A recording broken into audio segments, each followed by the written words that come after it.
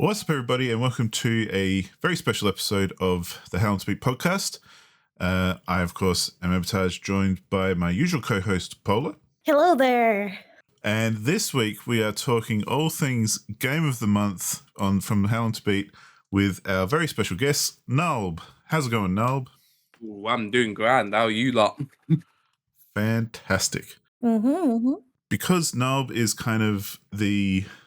I don't know, what would you call yourself? The manager of the threads, the Lord of Game of the Month? I am the Thread Master. There we go. The Thread Master. We thought it would be a fun idea to have Knalb on for a look back at what was Game of the Month throughout 2023.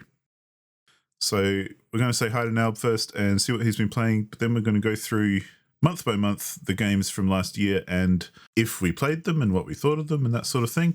And we're going to finish it up with a little game that we have on Game of the Month stats, which should be interesting, if not annoying, because we might not know the answers that we're trying to find. So we'll see how we go with that.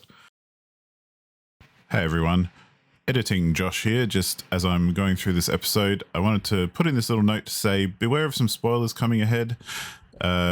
When we're talking about games of the month and various things, we do kind of talk about a few spoilers. So if you're sensitive to that sort of thing, you might want to skip the games that you don't want to know too much about. So keep that in mind, but it's nothing outlandish, but there are a few bombs here and there. So just keep that in mind as we're talking about stuff. But anyway, back to the episode. Yeah, it is the new year. We haven't spoken to Knalb since New Year's, pretty much. So, Knalb, what you been playing recently? What have you completed, retired, or been playing? First big one which I've been playing has been Horizon Forbidden West. I mentioned that one. That did hit the 100 mark in the end. If anyone heard the special where I mentioned, I might hit a third game with 100. Yeah, Horizon Forbidden West hit 100. Yeah.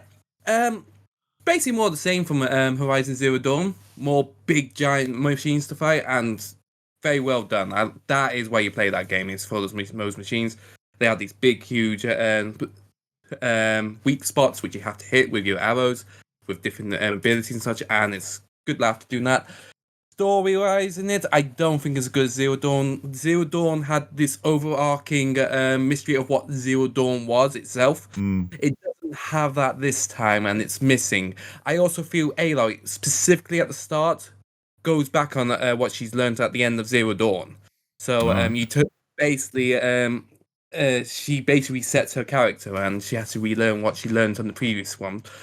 But I also completed the DLC Burning Shores, and I feel that they actually moved her character along quite well in the DLC. DLC actually, I will say in terms of the story, was much more controlled, concise. Missing machines only had one new proper machine, like had the Spore type machine, and that's it. And well, there's the big final boss in that one, which was spectacular. But apart from that was it. So it was a bit about the machines in the Burning Shore, but overall, Horizon Forbidden West, decent game. Yeah, it has again, it's the open world is a bit too checklisty, if you know what I mean by that. Yeah. Where it's basically you have the bits on the map, and then you just have to check them off and such.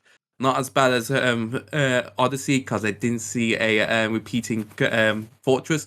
But still, there's a lot to do in there, which is basically the same thing, just a checklist of things to do. Yeah, lots of waypoints on the map. Nice. What else have you been playing? Well, it's I don't know. We should talk about this. This might be spoiled for next year. But Pony Island, that was the game of the month for this month, wasn't it? Yep. Yeah, and it was actually nominated by you at Sabotage, wasn't it? So, yeah, it was. Yeah. And I spoke about it in the episode previous to this one, which when we're recording hasn't come out yet, but it doesn't matter either way. But I quite liked it.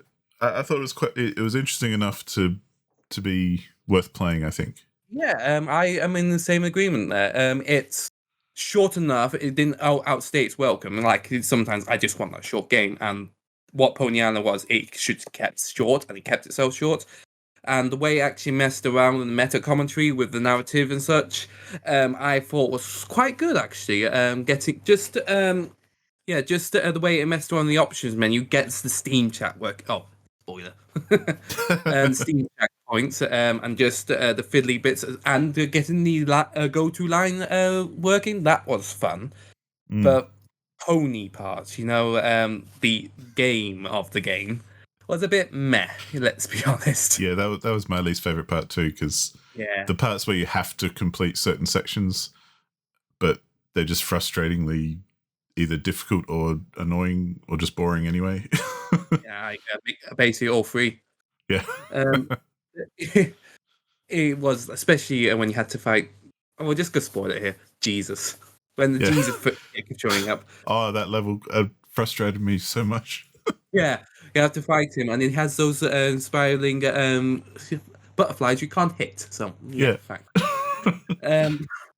That one was annoying. The other thing I wasn't too big fan of was the in-game narrative, the whole idea that you're basically a Templar stuck in limbo. Yeah. I wasn't too big a fan of that idea myself. I thought they could have done a lot more better with the narrative than that. I think they could have seated it more in like an AI kind of idea where the AI is going a bit crazy, as opposed to trying to make it a natural kind of, I don't know what you'd say, like a spiritual thing or something. Yeah, it was basically like everyone was like a demon and such, stuck inside a bad machine, just being by a beta tester. But well, let's be honest, being a beta tester probably is hell. So let's not get into that. Very true. You haven't played this yet, have you, Paula? Well, people listening to us are not able to see my face, but I had that face where it's like, so there's nothing behind those eyes, because I'm just hearing words and like, I feel like I should have been spoiled in the game by this point by the things you're talking about, but it's so crazy to me that it's like, yep, they're talking about a game, all right? That's what I thought I'd ask, because I thought some of these spoilers might not actually make sense to someone who hasn't played it, so that's a good thing. Yeah, it has made zero sense over here, so don't worry. Yeah, it's like a quiz online, so you just quickly grab it and you can actually give it a go. Yeah, it's worth playing though, I think. Yeah, I'm not gonna go into the Itchmas games. Yeah, we've all had a bit of a natter about those ones, especially my hatred for Yoshi Goes to Tesco's. But yeah. I actually have now. Those are the only 2 games I've completed since we last spoke. I am now on to my first game of the year, and I decided I'm gonna try actually get through the Yakuza series. So I'm now on Yakuza 3. Nice. People say it's the weakest, and I can see why. At the moment, I'm not too far in. I really haven't left Okinawa, which is your starting area. But I am like in chapter 4. There's usually like 12 chapters in the Yakuza games, I find. So I still got a quarter of the way through. But I'm finding a lot of the story. It's got an overarching story, which is there, and it seems to be building to something, and I expect a lot more interesting factors when I get to Tokyo. But the problem is that a lot of it is a lot of the main storyline at the moment is dealing with the orphanage which you run at the moment, and so it's a lot of kiddie stuff. So like you're having to deal with kids being naughty, stealing, bullying, and trying to get the dog and such. So it's not exactly the user stuff you're used to. I am actually trying to do the side quests at the moment, and I'm basically just trying to go for the hostess stuff at the moment. I've got one more hostess to do in Okinawa, then I'll probably move on, carry on with the game. But yeah, at the moment, I'm seeing it as the weakest Yakuza. That's not saying it's a bad game. It's still quite good. Yeah. But it's also, let's be fair, the oldest I've played now, because the other 2 which I played is Yakuza 1 and 2, but I played the Kamiwana versions of those. So the remakes. So these are now the oldest. Yakuza 3 technically is now the oldest version you can play. Is that a remaster though? It's a remaster, but it's not a remake. The Kamiwana is full remake. A remaster is just basically up the graphics and gives you a few extra bits and pieces here. It's still the same game, really. Was there anything else I wanted to say about that? Oh yeah, there was. The other issue is that I'm finding a lot and it's really annoying. A lot of the bosses block too much. Basically, you're just spamming as much as kicks and punch combos just to break the thing as much quickly as possible. It just spends too much time doing that. But well, that's Yakuza game for you, really. Yeah, I've only played the first one, Yakuza, or the remake, the Yakuza Kiwami, and I found there were some enemies in that who kind of prolonged the fight by basically blocking more than you'd want them to, essentially. Yeah. I kind of put down to my skills, but hearing someone else say it kind of makes me feel a bit better. So it's actually Yakuza 3 has that is much worse in that game. I'll be honest. It is basically, I think, from my understanding, this is the original game of the game engine which is currently running. You've got like an updated version in Kiwami. I believe the first two were on the PS2 and were on this old engine, and then they moved on to the third one, this one, and so I guess I'm seeing the little things which aren't fully there at the moment. Another good thing is that while I'm trying to actually build up the relationships with the hostess, it also has the hostess management system in here. Very weak compared to the one you get in 2. I can't remember if there's one in 1. I can't remember that if it's there or not. I think there is a quest line with hostesses, but I don't know. I can't compare it because I haven't played the others. So I'm talking about the management system. So if you, I think they all have a hostess thing. But if there's no management system, it's probably only in 2 then. Yeah. But yeah, at the moment, I'm still interested in where it goes. I do have an issue with the story, mainly because I'm here in the UK, and what they're dealing with is basically that someone wants to build a resort in the location where the orphanage is, and so they're trying to push people out.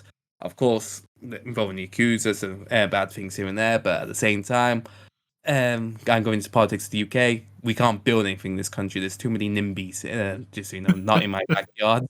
And so I'm basically kind of on the outside of the people who are trying to build a resort. It's like, that'll bring money into Okinawa, find some nice place to put the orphanage up elsewhere, and everyone's grand.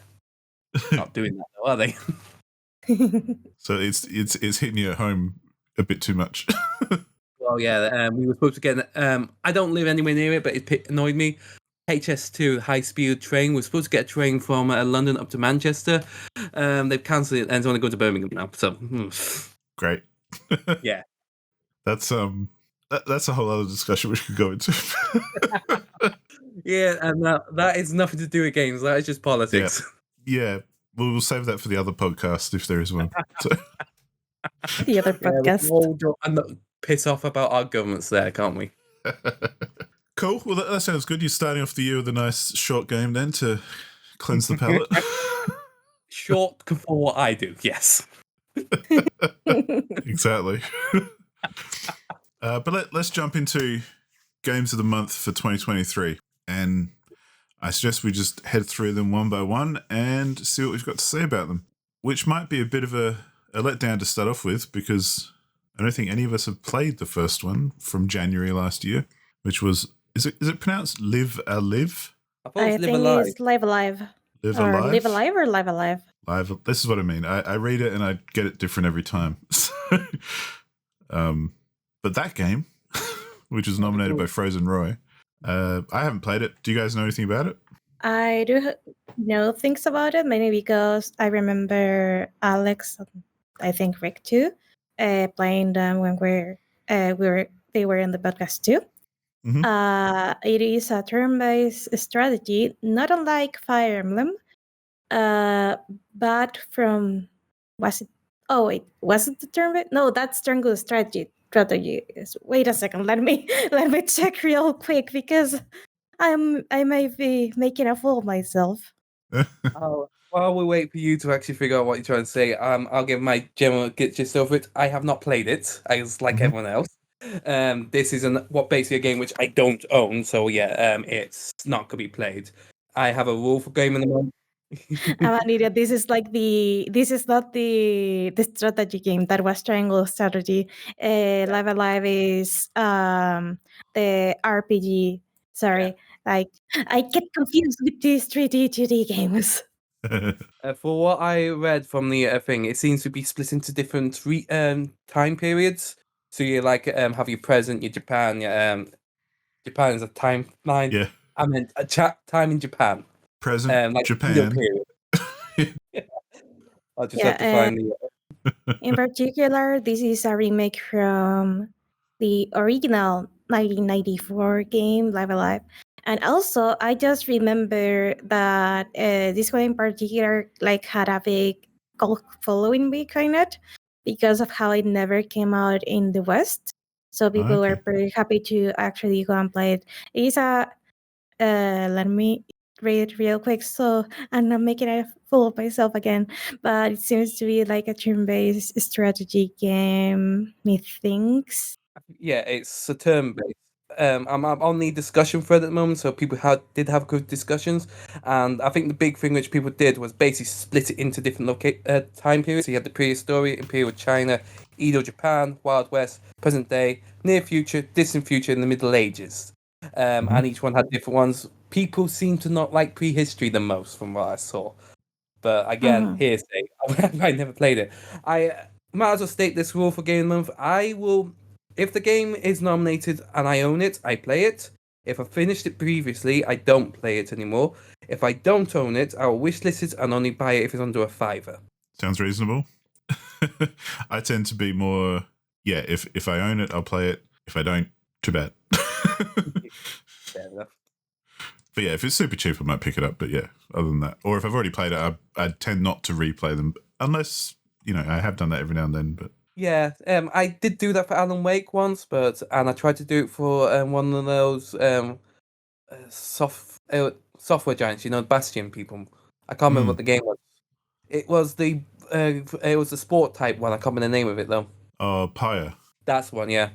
I tried to play it on hard mode and I gave up. It was too fucking hard. Sounds right. Yep. But yeah, I think we haven't got much to say about Live Alive because none of us have played it. No, and I think a theme that anyone can probably predict for me going through this will be if it's a predominantly Nintendo title, chances are I haven't played it. So yeah. Yeah, though this one is available on multiple platforms. So yeah, this one is available on others, but I don't own it, so there you go. So yeah, that's Live Alive, or however you want to say it. For February though, Crypt of the Necrodancer, nominated by Dragon H89. Knalb, you did not play this. I just realized it's Dragon Age.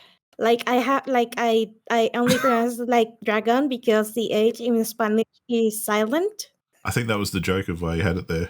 Oh my god. Half the time you have to say these things out loud to realise it, so it's Dragon Age.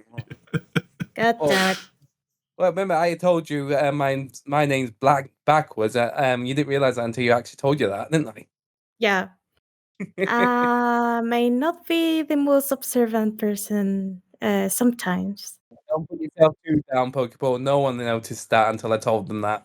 I'd like to say I did, because even though I say Knalb, in my head I'm always saying Knalb because it's blank. I know. I think it now works because that's how you actually say it in English. Yeah. But it is Knalb if you really think about it, because that's how you say blank backwards. You have the K noise. And yeah, that's why it goes through that way in my head every time. Yeah. But You go both ways. I'm just saying that, all right? But Knalb did not play this one. Yeah, I do actually now own it. Again, this is a game which I didn't own previously, but it hit the under $5 rule, so I might get to it at some point. Paula? Yeah, in my case, according to Steam, because I don't remember like how much of it I played 40 minutes. I'm more familiar with the other game made by the team, Cadence of Hyrule. That is pretty much Crypt of the Necrodancer meets Zelda, which I haven't finished either. But I have to say, like, the way of how the gameplay works, where you can only move or attack at the beat of the music, it's insanely entertaining for me. Like, I feel like the Zelda one is a little bit easier and a little bit more forgiving, mainly because when you die on Crypt of the Necrodancer, some of the things you get, like, well, from your last death, where you are able like to buy things, you lose them. On Cadence of Hyrule, you get to preserve them even if you die.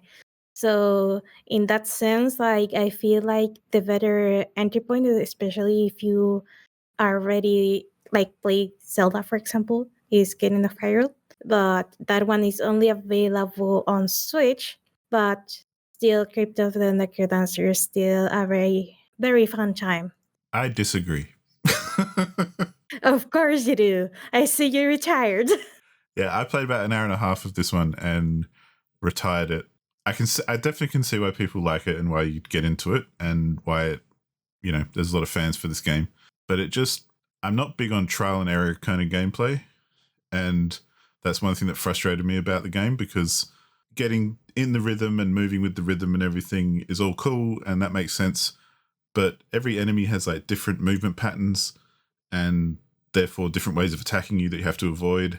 But there's absolutely nothing to signpost that to you or to kind of show that to you. You just kind of have to meet an enemy, get killed and go, oh, that's how they move. And then start again, come back. And the next time you meet them, go, I know what's going on here. And do that until you meet the next enemy and then get killed and have to start again and go, oh, now I know what's going on with that enemy. And that kind of trial and error gameplay doesn't really hook me very much. So, so you like the Soulsborne games then? Well, see, I like those though. It's interesting because I feel like they communicate more to you, like, and there's not as much difference as well. Like, Soulsborne games, things still attack you and you still defend and you have the same weapons and things. Like, they might do different magic attacks or something, but with these, it's literally like a couple of beats you've got to interpret what's happening, and because different enemies move in different ways, it's kind of you want to hit them on the beat rather than have them hit you on the beat. Because if they hit you, they get the attack, and if you hit them, you get the attack. Yeah. Okay. So if they move 2 squares at once compared to every other enemy that's moved 1 square, you think, oh, I've got time to get in, but you don't, because they'll kill you. as a simple example. But they've all got different patterns and different movement styles and that kind of thing, which is cool, and I get it, and it's great that there's all that variety.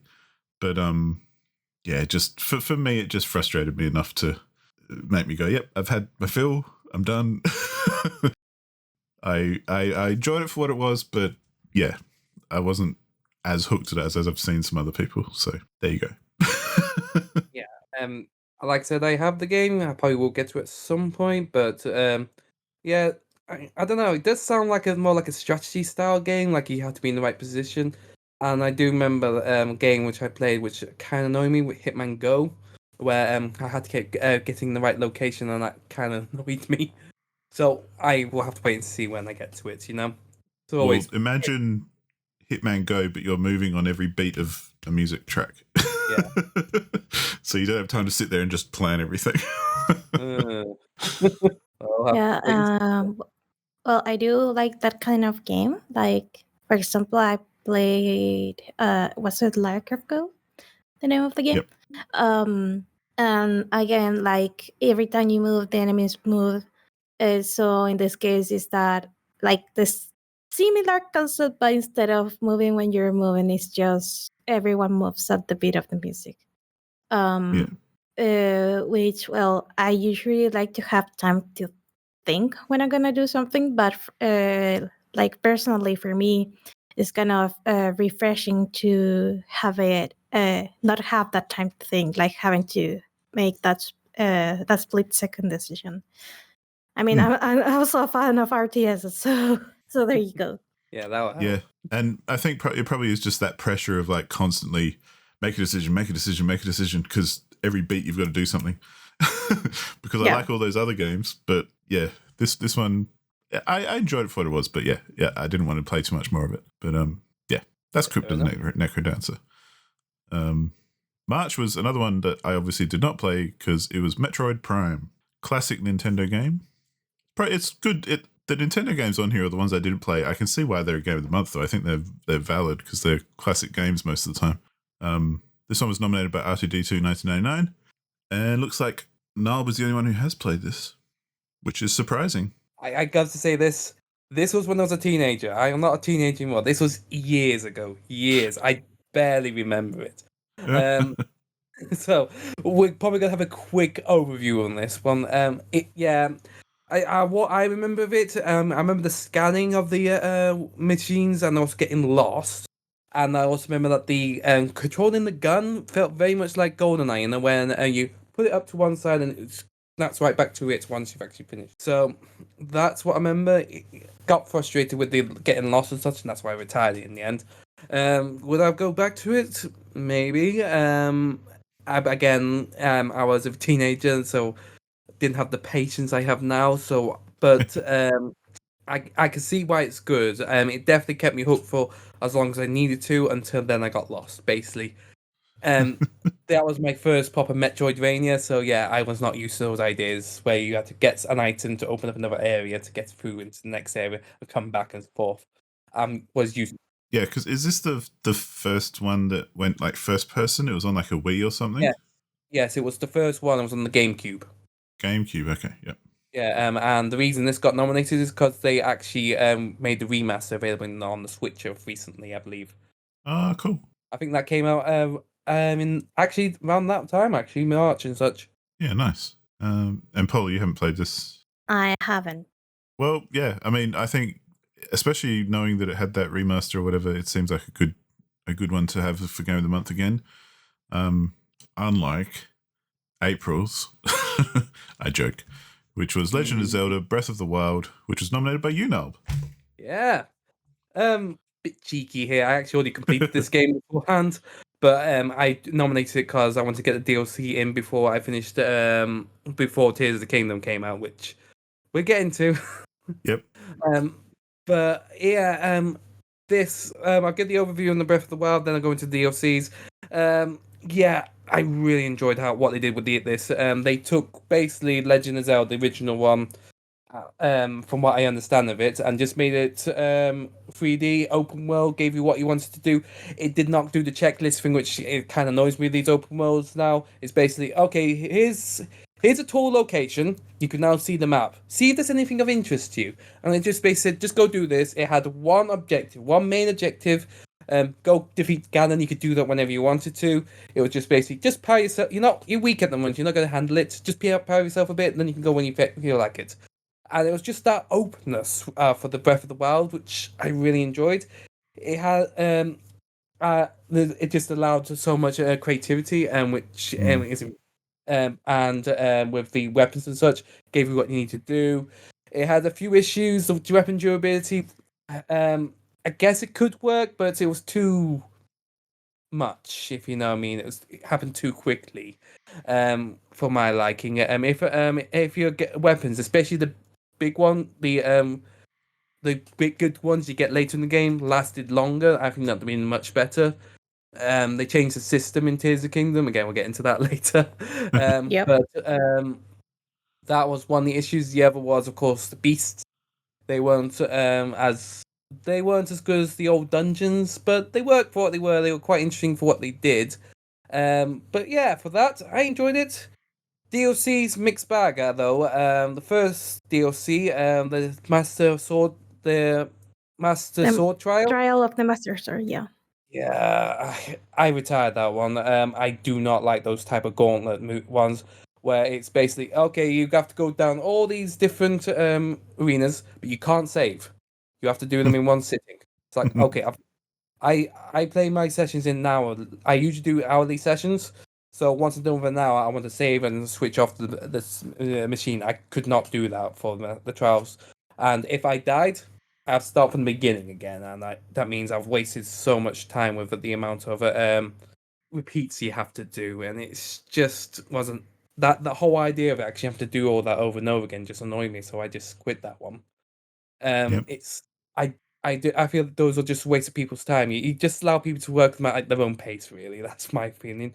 And the other one was I can't remember the name now. It was the Champions one, wasn't it? Though Champions Ballad. Champions Ballad. Champions Ballad. Yep. Yeah.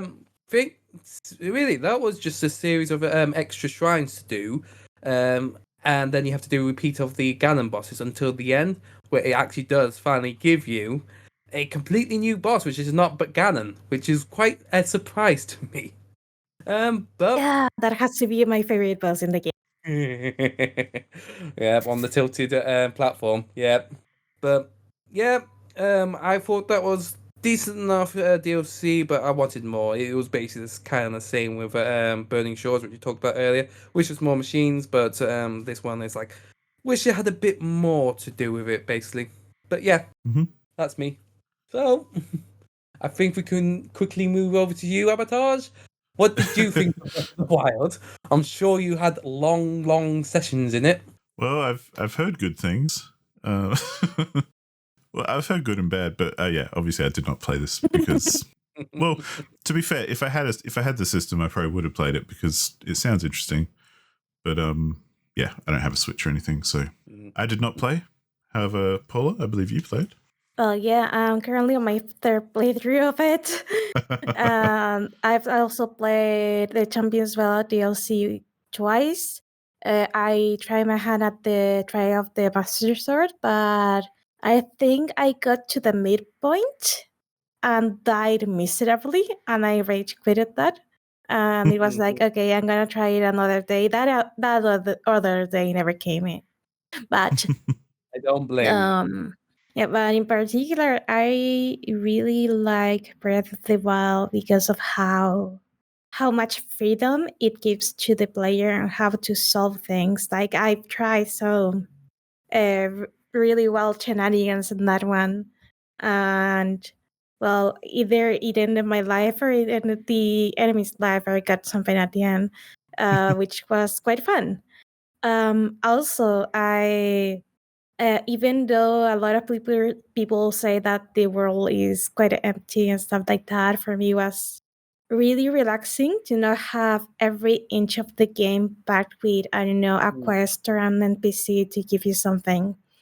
So and since I really like to, well, I used to do a lot of trekking in my younger days. It kind of like took me back to just walk through the wilderness in a way, where all you hear is like the birds or like the other animals up until you find a guardian. Which, by the way, my first encounter with a guardian was scary as hell because I was just minding my own business, not like 10 to 15 minutes after getting off the Great Plateau. And then I hear that like dramatic, the dramatic piano tune. And it was like, well, yep, my days are numbered here. I don't remember, like, I think I hid behind some trees and managed to evade it and then got killed by another guardian or the same guardian that saw me trying to sneak my way out of the trees. So yeah, that was a fun thing. I remember like the old days because I got this game when it released on the Switch. It's been almost 7 years, isn't it? It was basically I actually, just to give you an idea, I don't have it on the Switch. I have on the Wii U. It's that old. Holy crap. Yep. Yeah. So yeah, I got it day one alongside my Switch, and holy crap, getting it on my Switch because I am someone who doesn't quite stay put. Like at the very least, like before the pandemic, I had to go to uni like super often, and I had like these stupid windows of time. So having it on the Switch allowed me to play it on the first place, and I don't regret anything about it because it was just such a fun time. Of course, the game is not perfect. Like I did like the. I'm actually like one of those weirdos who actually like the Divine Beast because they're like kind of like puzzle boxes. It wasn't. I didn't find them bad. It's just that they were too short for my liking. I just wish they were a bit bigger. You know what I mean? Yeah. But I'm not a fan of I'm gonna call it the third stage of the final boss. Because of how anticlimactic it was after fighting the second stage. Well, the first stage is like the blights, but and I didn't fight the blights because I got them before that. But yeah, the final stage of the final boss fight was a little bit underwhelming. So Um, and then it goes into Dark Beast Scan, and then was there another one yeah, after that? Is the Dark Beast Scan was you when you didn't the like? Dark Beast canon, yeah. Yeah, I can understand that. That one was a little bit underwhelming, but everything else about the game I kind of loved. And like, I played this game, well, 2 times to completion, and I'm on my third playthrough. I have the times right here. I was prepared for this. So for my first playthrough, it says that I got 600 plus Korok seeds, almost a complete gallery, like the higher compendium, all 18 memories and 120 shrines. It took me the grand total of 178 hours, and that's before the Champions Ballad DLC. That one took me, where is it? About 11 hours, which isn't like that much. But in my opinion, like the Champions Ballad DLC kind of like gave I'm gonna say the old champions like a little bit more of character because Yeah, I agree. we didn't like see much of them during the game because of obvious reasons. But like the Champions Ballad, like kind of like made me care about them a little bit more. And also, I played again the game, and it took me 180 hours that time around. And on my third playthrough, I think I'm on 48 hours, and I have no idea what my progress looks like though, because it's been a long time since I played it. But anyway, the point is I love the game. I played everything considered more than 300 hours, and I'm still finding new stuff. Like it is stupid. It's been over 300 hours. Like so many people playing this game, and we're still finding out new stuff that was like overlooked the first time around everyone played it. Like from the meaning behind like Cedary Mountain and like the NPCs like attached to that little storyline. To even like on my first playthrough, I actually kind of like made some friends amongst the Lysalphos because with the Lysalpho mask you get from I forgot the name of the guy, but the one that exchanged monster parts for Mon, that is the coin that it uses. Yeah, I can't remember his Yeah. name either. Yeah, it gives you like the Lysalphos ones, so you can fool the Lysalphos into thinking that you're a Lysalphos too. So, fun fact: if you are like indoors or like on a place that's considered indoors, the bugs that you drop don't fly away. So I was at this school on the middle of the desert, where trying to find a Korok, and I wasn't. And there were like a couple of these elves that I could have like easily dispatched, but it was like I don't want to fight right now. I just want my Korok, the Korok seat, and just run off somewhere else.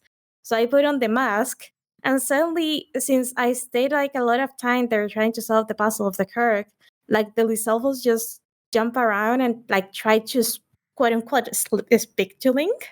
Like they were like making like all these gestures if they were like talking or trying to tell a story or something.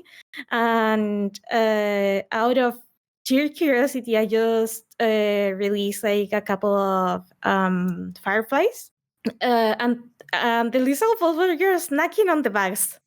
And it was like, you know what? This actually makes sense. Why haven't I tried this before? And after that, I realized that you can use like certain foods as bait and sneak strike other enemies. But in those self-boost cases, those are actually like my friends. I didn't like ever kill them in any of my runs. But anyway, I don't know. There's like so many little details that is just beautiful, and it gave us like so many years of theories and crazy stuff in the community, which I'm grateful for. Sorry, I dragged on for long enough. I just love this game. It has like its problems, which I'll touch on more later with Tears of the Kingdom, because Tears of the Kingdom actually solves some of these problems. But also, I'm the weird person who thinks like the weapon durability was okay and make things more fun. In my opinion, it's. I know it's a hot take. I and I I see what they were trying to do. Like they were trying to make you actually switch out your weapons as much as possible. Yeah, that's good, but it's just that they did it too often. You kept breaking weapons and you kept losing and such. So you have your favorite weapon, now that goes so quickly. The durability needs to be a bit longer. But again, we'll get into it. I think they fix it in Tears of the Kingdom. Yeah, though in my opinion, it not only made you like seek out enemies more, because if the weapons didn't break, you wouldn't have like a reason to go scavenge or try to defeat enemies to get their weapons. But also, when you were low on weapons, it made you try to use other things to your advantage. Maybe Like I'm I don't just know, freezing an enemy near what's the name of it? A cliff, and then like blowing it away with a cork seed and just watching it go away. Yep, I've seen some quite imaginative players playing these games, and I'm never that good. I just rush right in and just hope for the best. Well, Yeah, we agree to disagree. yeah. Well, it's just different play styles, really. Yeah. Just give you an FYI, I played it a lot shorter than you. This did not hit 100 hours for me. I only played 70 hours, but I was completely satisfied with that. Like I did all the like the divine beasts, did a few of the shrines in the area, and then decided I am satisfied. Let's go beat Ganon. And so I just like the fact that you could play for hours as much as you possibly want and enjoy yourself, while I was free to finish it when I was pleased. And it's just the way Breath of the Wild. The main reason I love that game so much is how it handles the open world. It basically Yeah. is just a big giant sandbox. Do what you please. Yeah. And Nintendo, and that's one thing which Nintendo is very good at, is just being imaginative in how you actually being imaginative with what they have, basically, and that's what Zelda is. Cool. So yeah, let's move away from Let's Breath not of the gush Wild. about Zelda for now, because we're going to be gushing about that later. Yeah, we'll get back to more Zelda. But at the same time in April, we had our second Fool's Choice game, which ended up being Conker's Bad Fur Day, which was nominated by Gemini Drodson. Apparently this one, I'm the only one who did play it. Yeah. Nintendo games. This was a Nintendo Oh, game? It was it's rare. on. It was on Nintendo Yeah, 64, wasn't it? Rare got bought by Microsoft, wasn't? Yeah, Rare Was got bought by Microsoft, and then they actually then moved over to Xbox. I was just being cheeky. Yeah. The reason I played it was because the remaster and the original, I think, but the remaster is on Game Pass. So I ended up playing it on Xbox. And this game's kind of infamous anyway. For anyone who doesn't know, it's just infamous for being kind of like a adult humor game from back in the day, where a lot of the jokes are either a bit dirty, like full of innuendo, or a little bit sexist even, or there's some like drug humor in there as well, I think. And there's like some enemies who like smoke cigars and stuff. So it's kind of like an edgy kind of game. But the gameplay itself is basically like any kind of collectathon, like Banjo-Kazooie type 3D platformer collectathon type game. It basically was built that way, if I remember correctly. I've watched the What Happened on this, they were going to be just like another cutesy little one like Banjo-Kazooie, but because Banjo-Kazooie came out, they needed another thing, and basically this started putting in the big adult humor, but just actually gets it a bit different. Well, and it's very of the time as well. So I think a lot of other people who played it for Game of the Month, it was very divisive because obviously you either like it or you really don't, because it is of its time and it is kind of very dated humor and all that kind of stuff. And the game itself is dated as well because it's, that era again. And that was kind of what killed it for me. Was I'm not a big fan of those 3D platformer collectathon type games anyway. So cool. The only reason I tried it was because it was on Game Pass, so I didn't have to pay for it. And I got I think I got a few levels in, but I'd seen enough and kind of went, yep, I'm good. Because one of the big things I find that always puts me off old games that dates them more than anything else is the controls.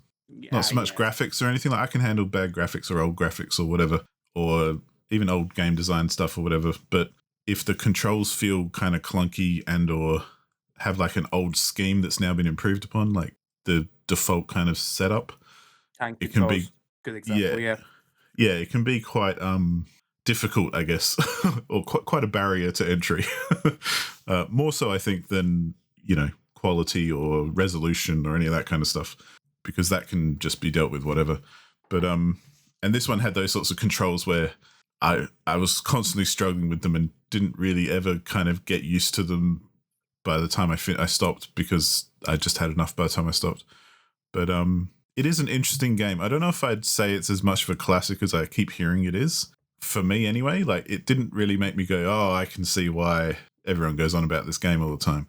I think it kind of stands out because of that adult humor thing. Like that's pretty much the novelty of it and nothing else. So I think there's plenty of other games that are much better of the same type. But it was still interesting to play because it is so infamous, I guess. And to me, that's a good reason for a game of the month is, even if it's just infamy for being not necessarily a great game, but just one that everyone remembers, that's cool. But and you guys obviously didn't play it either. Yeah, again, this is a game I don't own, so I'm not going to play it. I don't actually have the Game Pass. I have too much of a backlog to actually want to get Game Pass at the moment. But if I do get Game Pass, I might pick it up. Yeah. Yeah, personally, I feel like this is not for me on one part because of the brand of humor it has, but on the other part because of how it is a 3D platformer. I usually stay away from those. Yeah, and it's very much that kind of, I think it was 90s or early 2000s, but I can't remember exactly when it was, but that kind of era of design as well. So the way you have to kind of navigate your way through levels and deal with enemies has kind of been superseded already and improved upon a million times. So it dates it very, very quickly and very harshly as well. Like playing that, I was like, whoa, okay, we're going back in time here. Cool. And not necessarily in a good way. But I did see other people who played it for the month and did really enjoy it and, stuck it out throughout the whole thing. And there are apparently some really good moments. Like there's a very famous boss, which is a big pile of poo. Mighty Poo, even I know about him. Yeah, and there's like a musical number that goes along with it and everything. And I've seen it on YouTube, but I was kind of annoyed not annoyed. I was disappointed that I didn't make it that far at least, but because I don't think it's even that far into the game. But yeah, I still had to retire it beforehand because I was just not enjoying myself, unfortunately. But yeah, that was the the month for April. And May was a game I very much enjoyed, which I'd like to hear your guys' ideas on. It was Spiritfarer, which was again nominated by Dragon H89. And this was a game I enjoyed very much, and I believe Knalb you played it as well. I played it for the Spiritfarer for the Game of the Month, and we actually discussed this. To be fair, you actually stopped me from talking about my top 4 to talk about my 5th game, which was this one. Yeah. Beautiful. It's such a beautiful game, this one. Serene in how it actually deals with accepting death. The whole premise of actually just taking people to basically their death, but they're doing it in such a way which makes it kind of like a celebration of that person. It's really fantastic. It has its issues, though. I found, especially the later game, it starts to drag.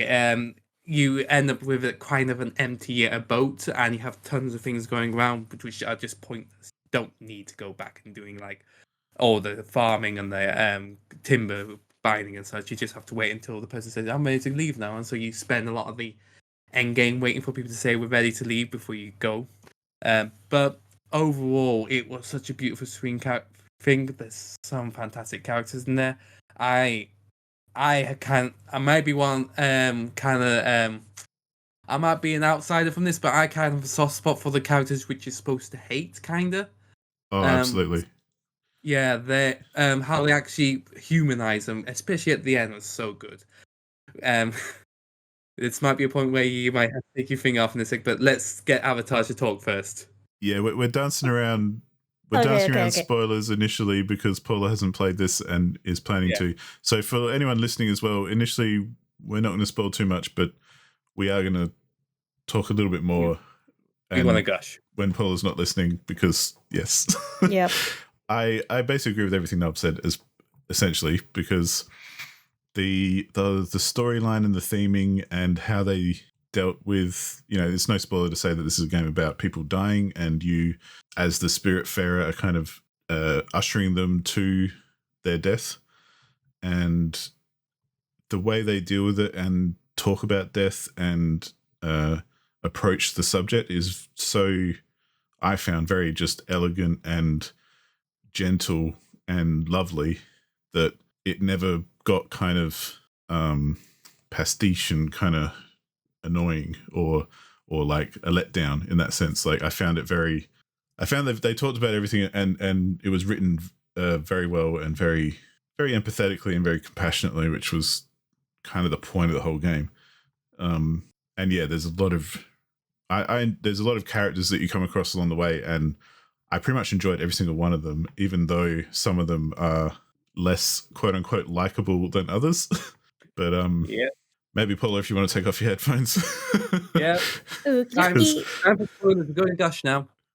And for listeners as well, I'll have some. If you're listening in audio form, then please skip ahead a little bit and see if we're still talking about it. But if you're on YouTube, I'll have chapters if you want to skip ahead to the next chapter. But yeah, we're just we won't spoil it 100%, but we're gonna talk pretty our favorite characters really. A little bit freely. And because I'd just like to say as well, initially, like this, I mean, one of the things that you figure out as you're playing the game is that the whole game is basically an analogy for your character, who is a palliative nurse in a hospital, and all the characters you meet along the way are patients or visitors or people you meet in the hospital, kind of thing. I'm gonna say again, we're gonna spoil here. Yeah. Yeah. Let's just the big one. You are accepting your own death in this whole thing as well. That's the big precisely, yeah. And so, as you can imagine, in a hospital with lots of people who are dying and that kind of thing, there's all sorts of different types of people, because it's not, exclusive to any type of person.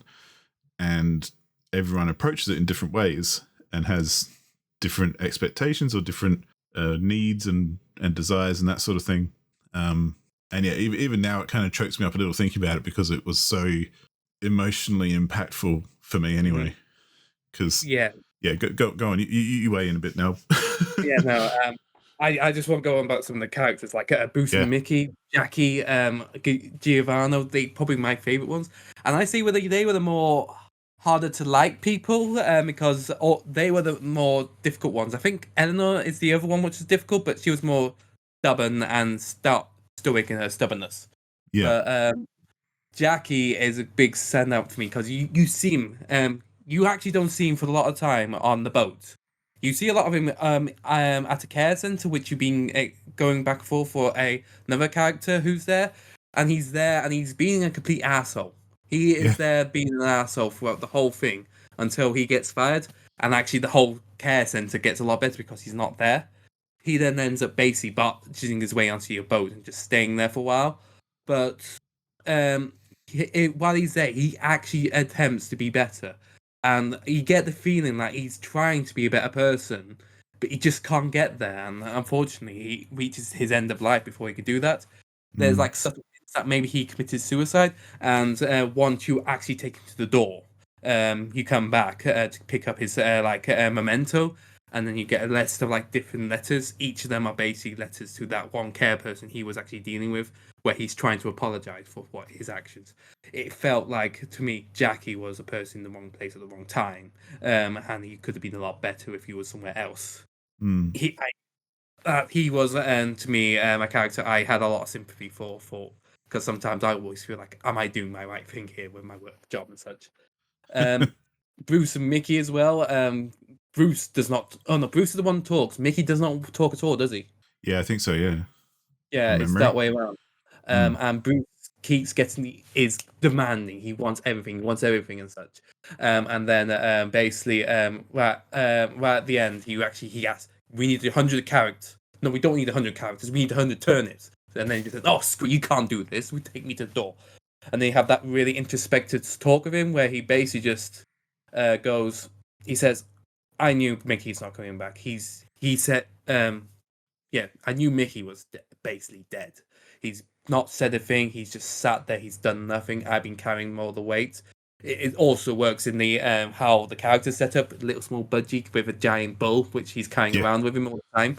And it's just like I knew this, but I just couldn't accept it. He's gone. I have to accept that now. But at the end, he says brothers for life, and so again, another suicide, really.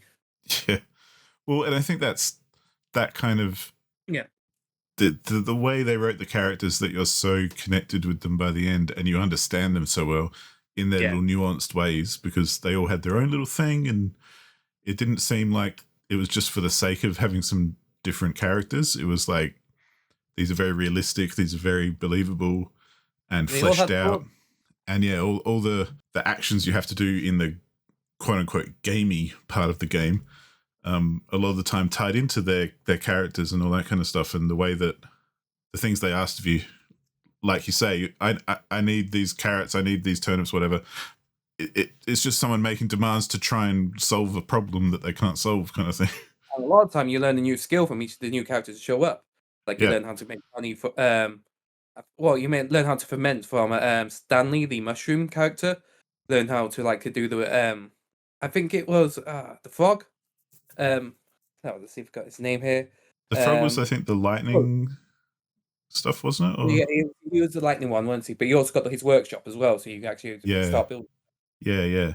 So, but I think not to jump ahead, but you can tell me if I'm right. I think I agree with you in the fact that like the gamey bits are the bit that kind of let it down, especially in the late game, because there's a lot of traveling about and collecting resources and doing that kind of stuff, which, while fun because it's part of the game, initially kind of, you get a bit sick of it towards the end, because as you get more people on your boat, you also lose more people because they die. And so towards the end, you're just kind of waiting for the last people to die without sounding crass, but that's the rest of the story. And so having to do all the busy work kind of feels a bit silly anyway. Basically at the end you're looking at this thing, what's the point of doing all this stuff? They're all gone now. Well, they don't need any things. They just basically waste. I'm just twiddling my thumbs waiting for them to die, basically. So like you said, Sam, you're just waiting for death. Yeah.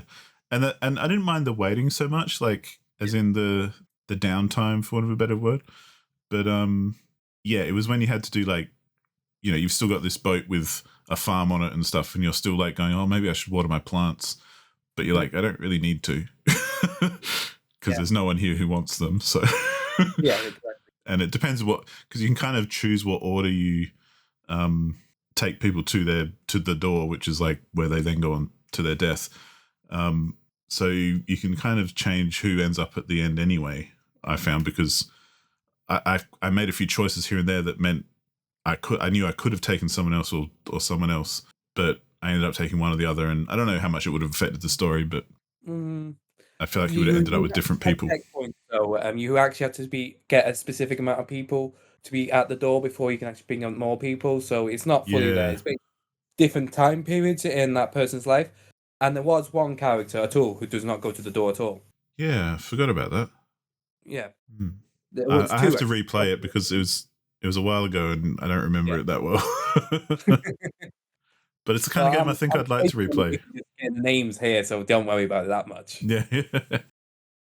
But I just think that for me, the main thing that I loved about this game was basically how well it told its story. Because that's my big thing with games anyway, just in general. Like, I really like storytelling and different ways of telling stories. This is a fine example of it. I am fully agree with you there. Yeah, and I think I love a good metaphor and a good analogy kind of thing, like how you can relate it to a real world scenario, but it's this fantastical kind of world with animals. And, I love how, like you say, the characters are represented by different animals, like the big bull with the little bird on top, or different things like that. Bobby hyena for Jackie. Yeah. Even just like little mushroom that you grow in the garden kind of thing, like, which just seems so random and unexpected. But kind of one of the saddest though, because, just thinking about the reality of, children in palliative care. Yeah. That one's definitely the saddest ones, Well, that and the dementia ones as well. That's like two with dementia. They were quite sad, especially when they realise who you are. You're not good look at you, think you're someone else, and you realise You're not that person, are you? Yeah. Quite So yeah, it's definitely one for the tissues. Yeah. I found anyway. But yeah, definitely one I would recommend. It sounds like you would as well. Yeah, very much so. Like I said, the only issues is late game stuff. Apart from that, all grand, I say. Anyway, I think we've gushed enough. Should we bring Pokepaw back? Let's bring Paula back in. I'll message her just in case. Yeah. I am back. No more Spiritfarer talk. Hopefully more spoilers. What more spoilers should we talk about? Yeah. Oh, well, you know, when that boss comes and you have to fight them. Anyway. Oh man, like when Millennia Goddess's Rotter shows up. Oof. So moving on to something that, yeah, Paula can talk about, even if she hasn't finished. June's Game of the Month was The Legend of Zelda Tears of the Kingdom, nominated by Son of a Pitch. And everyone, we knew this was going to win either way. And it came out. Everyone's going to play it, so it's going to win this anyway. Definitely, like there was no way in hell it would win. I mean, I didn't vote for it, but well, it's just you though. Avatar, we know you're not going to play it. I was probably the one person who didn't vote for it. So everyone else was like, "Yeah, we gotta get Tears of the Kingdom," and we got it. Yeah, but Paula, seeing as you had to have your headphones off for a while, why don't you tell us about your experiences first? Well, first of all, holy crap, I don't know how they made it, but like when Breath of the Wild's like last trailer before launch came out, I was like, I don't know how they're gonna make like a better trailer than this one like ever again, because it gave me chills. And then they went and themselves with Tears of the Kingdom trailer, the last one in particular. And it was like, oh my god, I need this game like right now in my hands. And I got it like day one because holy crap. And I want to also say this. They also did not spoil something in the game as well. There's a huge area which they did not show at all in the game. And the fact that they kept that hidden, and I found it the first time just jumping down into the depths, that's what I'm talking about. And just found they have this whole area down here and I didn't know about it. Holy crap, that's so good of you, Nintendo. Yeah, I don't know how they did it. Like, the most fun thing is that everyone was pretty much like looking up at the sky, because it was like, hey, we're exploring like the sky and stuff like that. Maybe we'll find Skeleton again. And then Nintendo, like in the vaccines, everything, like they were like doing like evil laugh with the with a whole other third of the Tears of the Kingdom world. And boy, my first incursion there was I wasn't prepared for what I found. I wasn't either. Like, you just sudden darkness, like, what the hell is this? Then you get, the first time I saw the giant frogs in there, it's like, Jesus Christ, what the hell's that? And it's like, you in. Just trying to attack it right in the middle of the dark. It's like, Jesus Christ, what's this? But yeah, no, I'm fully in agreement. Yeah, I have no idea how they did it, but they took Breath of the Wild, which I consider the masterpiece, and improved on it every place as well. Let you continue because I'm the one who because we'll be probably gushing between each, but you continue, Paul. Okay. So first of all, they revamped Hyrule in a way that I wasn't quite expecting. Like, yeah, you're seeing the Hyrule you already saw in Breath of the Wild, but they made it so everywhere, like, I haven't been like everywhere on the map, but everywhere I've been so far, it feels new. Like, yeah, Hatena Village is pretty much the same, but the mushroom fashion thing is like so fucking funny to me. Or like, I went to the Hivra Mountains, like north of where the Rito live, and I went to like, I remember like more or less like where the stables are. So because I've been like to them like so many times on Breath of the Wild. So what I started doing is like try to visit like all of the stables there. And yeah, I was like getting to the one on Hibra Mountain. I see a huge ass dragon, an ice dragon, very close to it. It took me a couple of times. I did take it down eventually after preparing myself quite a bit, but it did pretty much demolish me like the first like 10 times, because it was like, yep, no, I need fire to combat this bitch, and I actually need to gain more altitude because the fucker, like, there's kind of like quote unquote air combat in a way, where You have to build them, you're but yeah.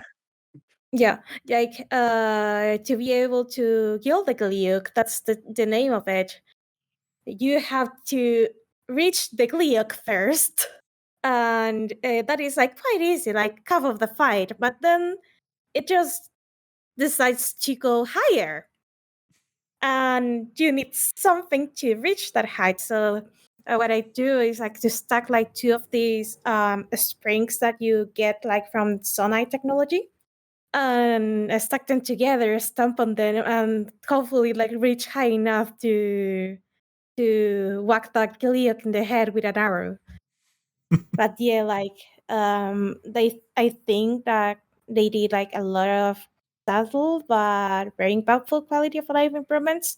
The biggest one being like being able to open a chest and have your inventory full, and being able to right there and there drop a thing from your inventory without having like to close the chest, go to your items, throw that Yes. weapon, and go back to opening the chest. Yeah, sometimes you forget all these little things. I forgot about that, and that is really good actually. Just these little slice of life items which you add into the game, which just are so helpful. Really, that one is a good example actually. Yeah, and also like they added like some not some, like a lot of interactions between certain kind of arrows or like certain kind of things with the environment. Because in Breath of the Wild, you had like the elemental arrows and like the bomb arrows and the normal arrows, and that was it. And there were like some things that you can do like with the arrows, like you can electrocute like an enemy wearing like anything metal with a shock arrow, or you could use a fire arrow like to cause mayhem on an enemy camp with explosives. But being able like to freeze water with the new quote unquote frost arrows, that is pretty much like get any cold thing to attach to an arrow and then freeze the water. You can do a bridge with that, which I understand that since you have cryonis on Breath of the Wild, it wasn't like really needed. But replacing like cryonis with this was sort of genius in a way. And also like how much you can experiment with everything, because like some of the items that you can attach to the arrow, like you can make like home and arrows if you attach an eye. You can make them fly farther if you attach a wing, or you can make it do a stupid amount of elemental damage if you attach like a Gleeok horn to it. And you can really take advantage of all of that. But you can also attach things to your weapons, like because of story reasons. Weapons in this version of Hyrule suck. Like most of them are rusted. Yeah, the blight basically just attached it to it, and then they just break as soon as that happens, don't they? And then that's what they Yeah. brought in the fusion functionality, which you talk about with the arrows there. Where I'm just overwriting there, so you Pokeball, sorry. It's okay. Yeah, got it. So yeah, you can attach weapons to other weapons, and you actually recover durability when you attach your weapons to other things. But also, you can use monster parts to make like very, very powerful weapons. Again, with the Gleeok horns. I don't remember like the exact number, but it was like stupid high, and it lasted like a long time. So you can attach, I don't know, like a mushroom, like I don't remember, it was a buff mushroom or like spore mushroom. I don't know, some kind of mushroom to your shield. So if an enemy hits your shield, you can make it makes a cloud of smoke, That was and the you pop. can sneak strike that enemy legs. That's you also get the bouncing one as well. You can actually attach it to a pole and just they bounce away far away. Although you, Yeah, it's so fun, like to just experiment, like fuck around and find out what you can do. So I have like a couple of times where things didn't end up well. Like I discovered that I could attach like a ruby or a topaz or like the gemstones to the arrow, and they make like elemental damage. The ruby though is not only like fire damage; it's like a kind of like a fiery explosion. And I decided to try that out. Like I don't remember if I put it like in an arrow or a weapon. I think it was in a weapon. And I first used like an ice weapon, like to make like this little bridge in a cave to try to get to a specific like suspicious wall, I'm gonna say. And I didn't have any kind of bombs on me, so I pretty much attached a ruby to my, I don't remember what kind of weapon it was, and tried to hit the wall. I exploded. On second thought, what I did was stupid. It was like I didn't like I knew the elemental stuff like made elemental explosions with the weapons and arrows. I think I fired an arrow from close distance. Maybe I was even more stupider, but anyway, like I already knew what it could do. I didn't suspect like a gemstone could do like a stupid more amount of damage than a regular item. So it was on me, and I didn't say like for I don't know 10 or 15 minutes, but that was enough for me to have to do a little like those overworld boss fights again. I think it was a Stalnox in particular, like so yeah, that was fun. But yeah, I can go on and on about this game because like it took everything Breath of the Wild did and made it better.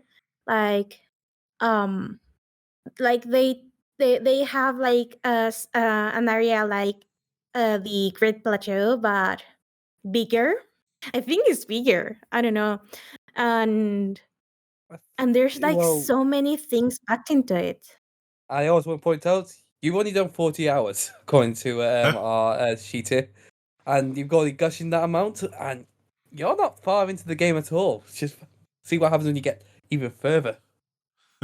I know I'm only 40 hours into the game. I actually made I collected what I'm gonna call the memory spot equivalent from the last game because I don't want to spoil what they are. I don't know if there are like more once you go further into the story. So I don't know. I took just one temple down, like the video one. Um, and yeah, I'm already like gushing about this game. There's so fucking much. Like I've gone to the underground like and explored like quite a fair bit, but I'm not even like I'm 40 hours in, and I don't feel like even like 15% of the way there. Like for this game, You are not. I suspected as much. You've just done the tutorial. Well, I say, if we go by the a fifth, I say about a fifth of the way you're in. From what I remember, Paula.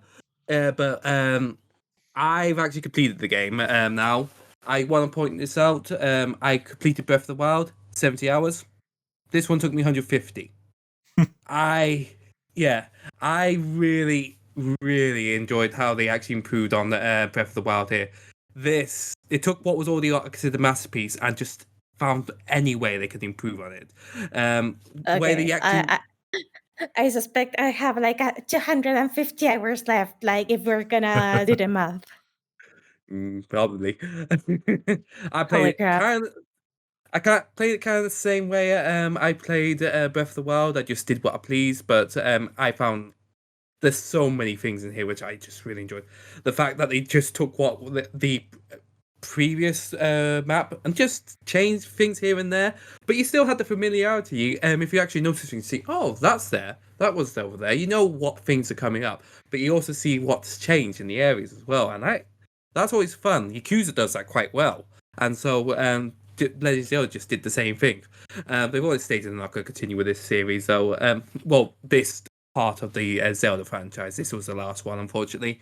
But like you mentioned, the fuse system that significantly improved the weapon systems, because the biggest issue I had with the weapons is that okay, you run out and then you have nothing left. The fuse fixed that. All I need is a stick, and I have so many of those silver moblin horns. I just stick it on and that'll do.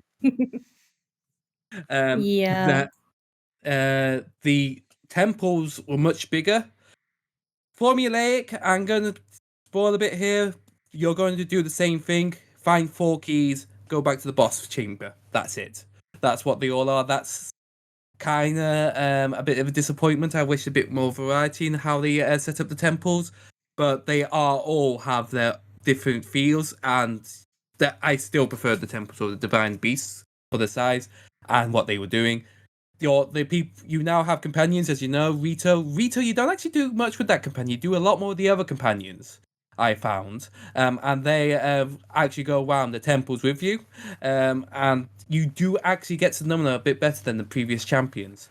Of course, yeah, you then get the secret stones, and there's one where I was thinking, don't put that around your crotch and stop calling it your secret stone. That's what I was thinking. Being a bit dirty there, sorry. Sounds interesting. But, yeah, reveal my secret stone to you. Yeah.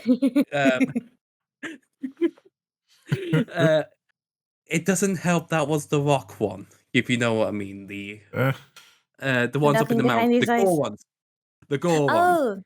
Oh, I haven't been there though. Yeah, you're gonna enjoy their secret stone. But apart from that, yeah.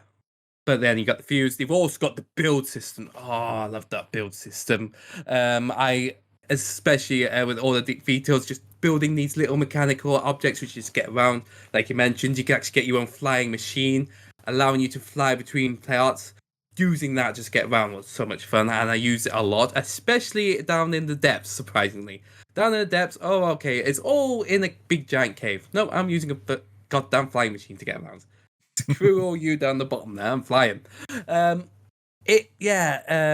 know. Speaking of that, you got your talk. I got mine. There's a shrine where you have to build your way across. Like there's this part with the water, and so I had to make a paddleboard to actually cross over. Like, do you know those orbs which you have to use to unlock doors? I had to put that onto the build and get it to go over across. Well, okay, so I had to make a paddleboard. Okay, fair enough. It's simple enough. Got all the items here. I've got the thing which just turn around. I'll put the board on there and it'll do it. I did not get them aligned, so it ended up flailing all the way and going right upside down and up, hitting it throughout while I was watching, going, "Oh yay!" That was fun. It's a masterpiece. This was my game of the year last year, as we previously mentioned. For those reasons, like 150 hours. The depths itself, I love the fact that it's inverted. It's actually an if you actually notice, it's actually inverted from what's on Hyrule. You can find different little hidden secrets by going there. So all the rivers are basically giant mountains in the depths. All the light routes are where the shrines are, and Matt, I think it's Matt who told us this, stated that the Lionels in the depths are where the stables are. So there's that just I'll keep that in mind. Thank you for that one. Well, it's funny. I saw that very thing in a video recently that someone had made, where they're talking about like cool things from games in 2023 or something like that. And yeah, that whole inverted world stuff, and they went through just like you did what that was. And I thought, oh, that actually looks really cool. Yeah, I will be honest. When I first went to the depths, I didn't really like it that much because it's complete dark. But once you start getting enough light root seeds, and you start realizing, okay, the light root's going to be over there, so I just have to wander there to get the light root up. It then becomes quite fun just going down, trekking down there, especially because you then find all the mines down there, which gets you all the zononite, which is what you use to build items. You then get the multi-build, which actually allows you to actually find schemas and actually keep history of all your previous builds, and then actually build them wherever you please. I still had issues. Yeah, I still had issues with durability, especially the machines. I found that my machine did not last long. My main machine ended up being basically one of those winged, a small card, so I could actually get a lift off, and then for the control panel, a light at the front, and 3 fans at the back just so it can fly around, basically. But it did not last long. I get to one light route and that's it. So it's gone, basically. I didn't like that. But in particular, like using the wing with anything, like the wing itself is the one that has like the lower durability. I think everything else is like okay. Just don't hit it with a hammer. Just don't do that. Yeah. There's actually some more spoilers coming up which are really good. I did like there's a companion which you haven't got to yet. I know for a fact you haven't yet. Pokepaw, which was really like the introduction. I'm not going to spoil it. I'm just going to say that was a complete surprise for me. I'm going to keep that surprise for you. That I am so impressed that showed up, and I didn't realize that until then. And then finally, Ganon. I feel Ganon is so much better in this game than previous one. He actually is a true beast, really. Both he has 3 phases in his fight at the end. The first 2 are menacing. He is such a menace to fight. You fight him normally at the first time, then the second phase. Oh god, he doubles his health bar, and it's that fucking fighting me when that happens. And then the final one, unfortunately, has Dark Beast mentality into it. It was a lot easier than the previous ones, unfortunately, but it was a lot more spectacular than the Dark Beast, I thought, and the whole thing was just a fun thing. Just great overall, I thought. It is a masterpiece. It's a game I recommend to everyone. Just don't. Although I probably won't recommend it to my mate's mum because he's been trying to finish this game for a long time, but his mum keeps nicking his Switch. So just state this, Chris's mum, don't play Tears of the Kingdom. Chris needs to finish it. I need to finish this game. Like, I have to jump back into it. It's gonna take like so fucking long. I think you could just push away from Breath of the Wild and go into Tears of the Kingdom for a bit. Maybe get 3 playthroughs from this one. Maybe. Once you've done your 3rd Breath of the Wild, try one of Tears of the Kingdom. Probably that could be a good idea. Maybe I could have that cleanser between Otome games because I'm diving back into that rabbit hole again. No, I mean, even as an outsider, it does sound very interesting. And literally the only reason I haven't played it is because I don't have a Switch. But it's not that it doesn't sound interesting or cool, because if I did have a Switch, I'm sure I'd pick it up. It's have a Switch on your PC. Yeah, see, I just couldn't be bothered with all that emulation stuff. Oh, never mind. It's just, I mean, there are many ways to play the game, there are many versions of the Switch, like the Switch OLED, the Switch Lite, the Switch PC, the original Switch. Switch PC. Switch PC, but yeah, like I do like playing Zelda like on portable like the most, mainly because of how humongous the Breath of the Wild and Tears of Kingdom games are. But I kind of want that big screen like experience too. So I'm like, yeah. I don't know. I played both. I switched between the main screen and my thing, but I kind of like playing it on my in the handheld mode, so I could just slide in bed and play it. But the big screen, is still fun. Yeah. So yeah. I have to get back into this one. Did I put it like on my New Year resolutions list? I don't even remember that. Hopefully I actually go through it. But anyway, we've gushed about this game. Oh, sorry. No, I was just going to say, do you have anything else to add before we move on? Because I didn't play it, so I don't know. Wait, actually, yeah, I have one last thing to add. So, my boyfriend and I both are playing like the game on each of us like in their own Switch. So it's being kind of funny, like how different adventures or shenanigans we get into. Like after getting like the freedom to go to the surface from the quote unquote Great Plateau from this game, I ended up trying to go somewhere, getting distracted away, and then finding a river in a certain part, and like just building like a small ship and trying to get to the end of it, like just because, and found new enemies in a cave and got decimated by those fuckers, but it still was kind of fun. Meanwhile, so was it this time?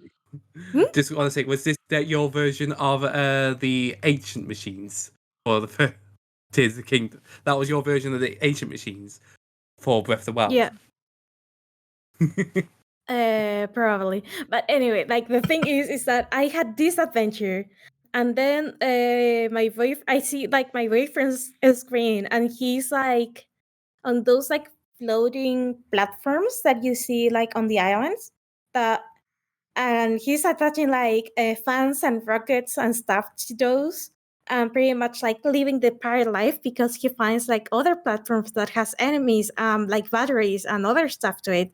So he defeats the enemies, takes all the loot back to his little ship, improves the ship, and goes on with his adventure.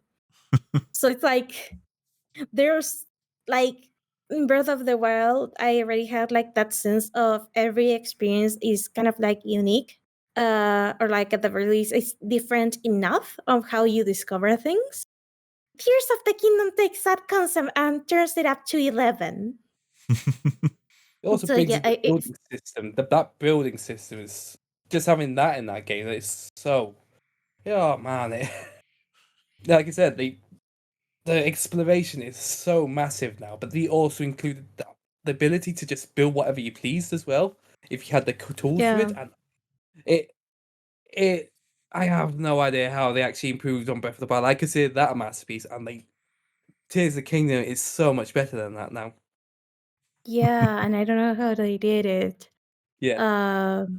Speaking of the building system, like half of the stuff I do is kind of like haphazardly. Oh my god. Put together pretty much with tape and a prayer. And on the other screen, like my favorite is like making like this very sophisticated vehicle with actually like a storage space to keep stuff on it. And I'm like, wow. Like I enjoy building stuff, but he really enjoys building stuff and like has like backup rockets and batteries on that vehicle. Which sadly it got destroyed at some point because I think he hit like a rocket or something. But yeah, like it's so fun to see like all the different shenanigans people get into with that game. I know half of the things that I remember seeing on Twitter that were built were kind of phallic, or like Korok, what's Korok torture, like they made like a carriage like with a cross on it, and they crucifixed the Korok on it and attached the carriage to a horse, and they were like parading the Korok on it around, or like someone like put like I don't know 3 to 4 Koroks on a stick, and they were like slowly roasting them on a fire. Like the Korok violence is out of control. It is a side quest in that game. Do as much damage as the Kurokos. dropping off his mountains, just see them fall down the hill.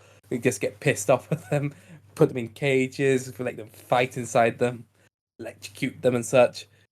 I've seen them as well. But I do also remember one of the first things that came out as soon as the game was available. Big giant man with big cock. Yeah, I saw that. The one that spits fire and then exploded. Yeah. Oh. So give gamers the ability to build anything. Yeah. And they'll build a cock. They will build a cock. But I just wanted to say, as like an outsider thing, hearing you guys talk about these, like Breath of the Wild and Tears of the Kingdom, the one thing that it strikes me that I think you mentioned, Knalb, as well, was how it's more of like a sandbox than your typical open world these days.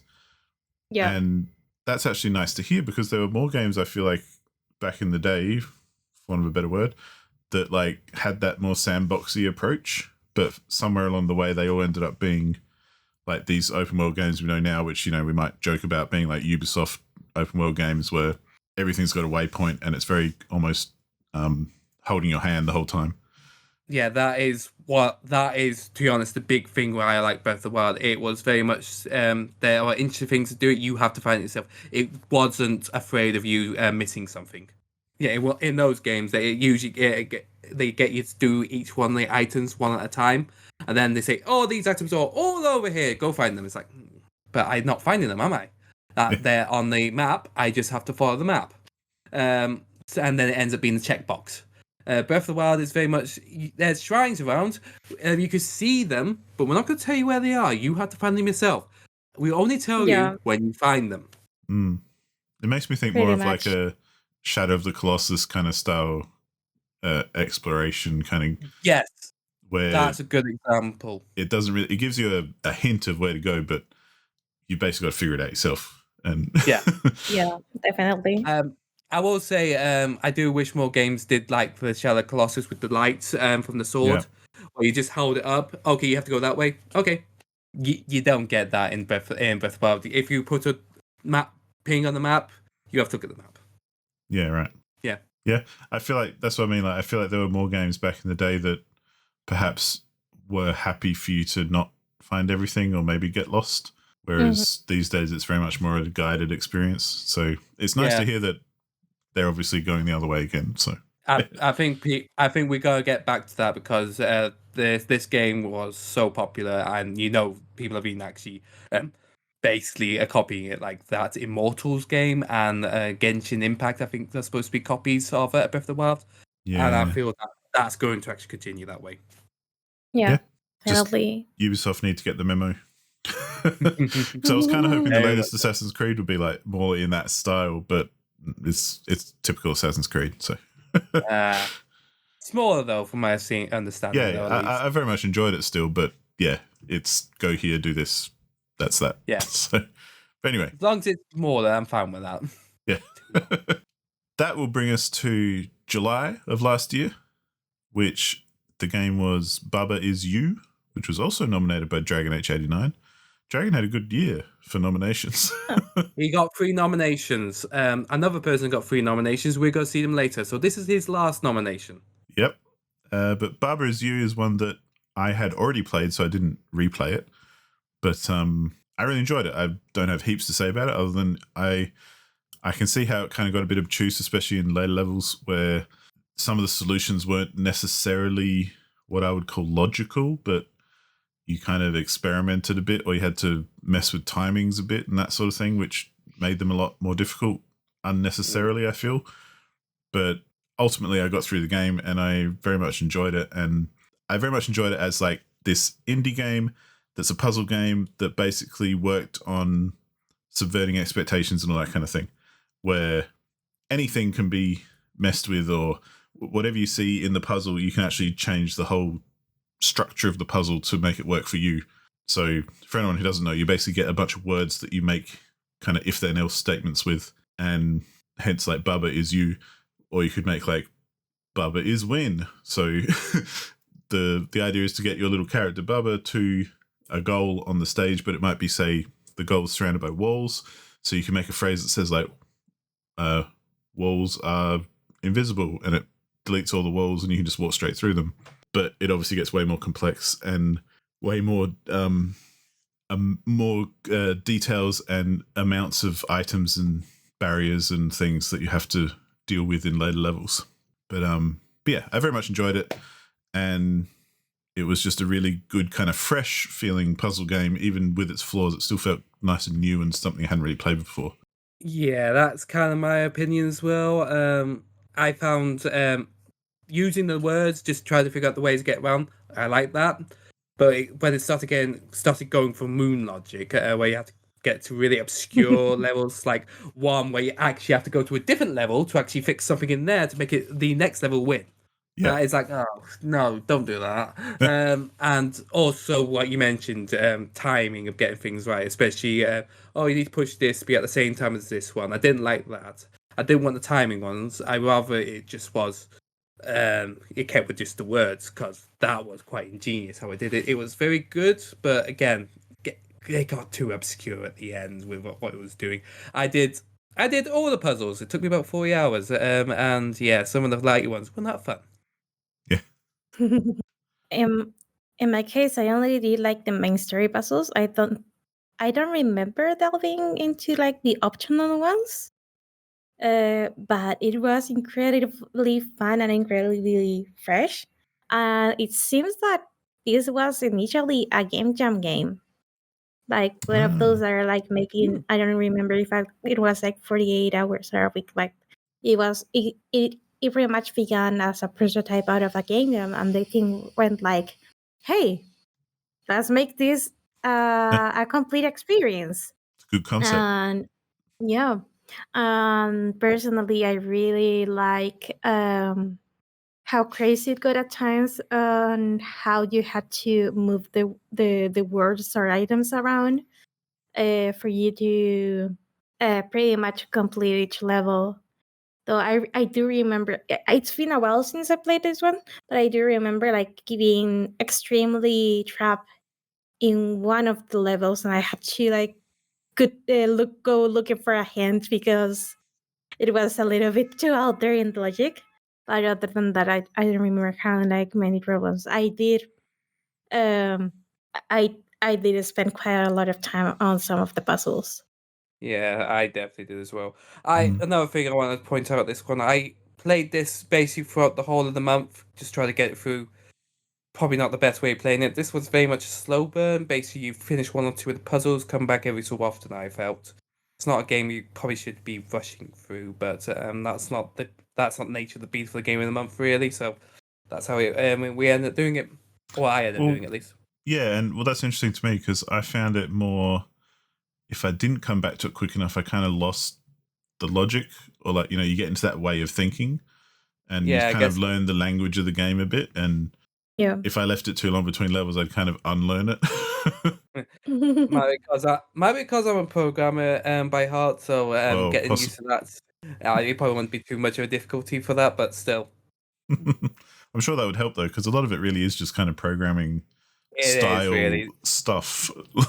Yeah. Yep. it's the game. That's why I wanted to keep with the words. It's like a basic set of if statements for me. It's like, oh, if this and this, yeah, that works. Yeah. Well, and that's I think that was where it was at its best when you had to, even if it was complex, but you didn't have to deal with like I said, the thing I hated the most as well was the timing stuff. You had to kind of make two things collide at the right time, so you had to trigger them at different parts. It was just annoying. But I'm here alone in my corner where I really like the time stuff. Well, that's good though, because it shows that. I'll be here if you need me. If you enjoy it, then you enjoy them. Basically, I can see. Well, the way it works is basically you move at one space and it works at the same time. So you're not fully timed, but you just have to get them in the right sync, basically. Yeah. But you and me, about Arbitrage, we just don't like that thing. Yeah. Well, again, I feel like that for me is too much trial and error. Like, I kind of do set it up, make it happen, and then go, oh, that was wrong. Fix whatever it is, or try to make it run again and go, yep, no, that's still wrong. It's less about, and it might say something about me more than anything, but it's less about planning and more about that trial and error kind of style. So I think that's why it did work for me. But maybe if you're smart and can plan that kind of thing better, it would work better. So. Yeah, but at the same time, you also got to deal with the moon logic of the developer. So yeah, but we're still, back I to think moon logic later. Again, I think it and was just crazy enough to vibe with it, I guess. yeah, you're in that sync, yeah. Yeah. But again, though, I thought it was a really good game of the month because it is kind of a unique, standout kind of little game that I think is, to me, that's what I like about Game of the Month is not necessarily finding generic things that I'm going to enjoy, or things I'd play anyway, but finding stuff like this, which I was probably going to play it one day, but actually getting the kick to play it and then going, oh, that was really cool, even if I didn't like all of it. So yeah, this one was in my queue for quite some time because I wanted to give it a go because I've heard things about it. Yeah. And yeah, I'm glad we tried it. And yeah, I had fun with it in places, but again, I got annoyed with it at the end, basically. Speaking of generics, should we move to the next one? Well, yeah. August brought in Guacamelee, which was nominated by Burger King Sauce. This is I guess, an action Metroidvania 2D platformer type game. Tell us what you think, Knalb. Meh. I kind of agree. It's not bad. It's nice and colourful, but I've been spoiled. It's a Metroidvania, and I've been spoiled with Metroidvanias recently. Like last year, I was actually trying to complete Hollow Knight, and Hollow Knight is a masterpiece in this genre.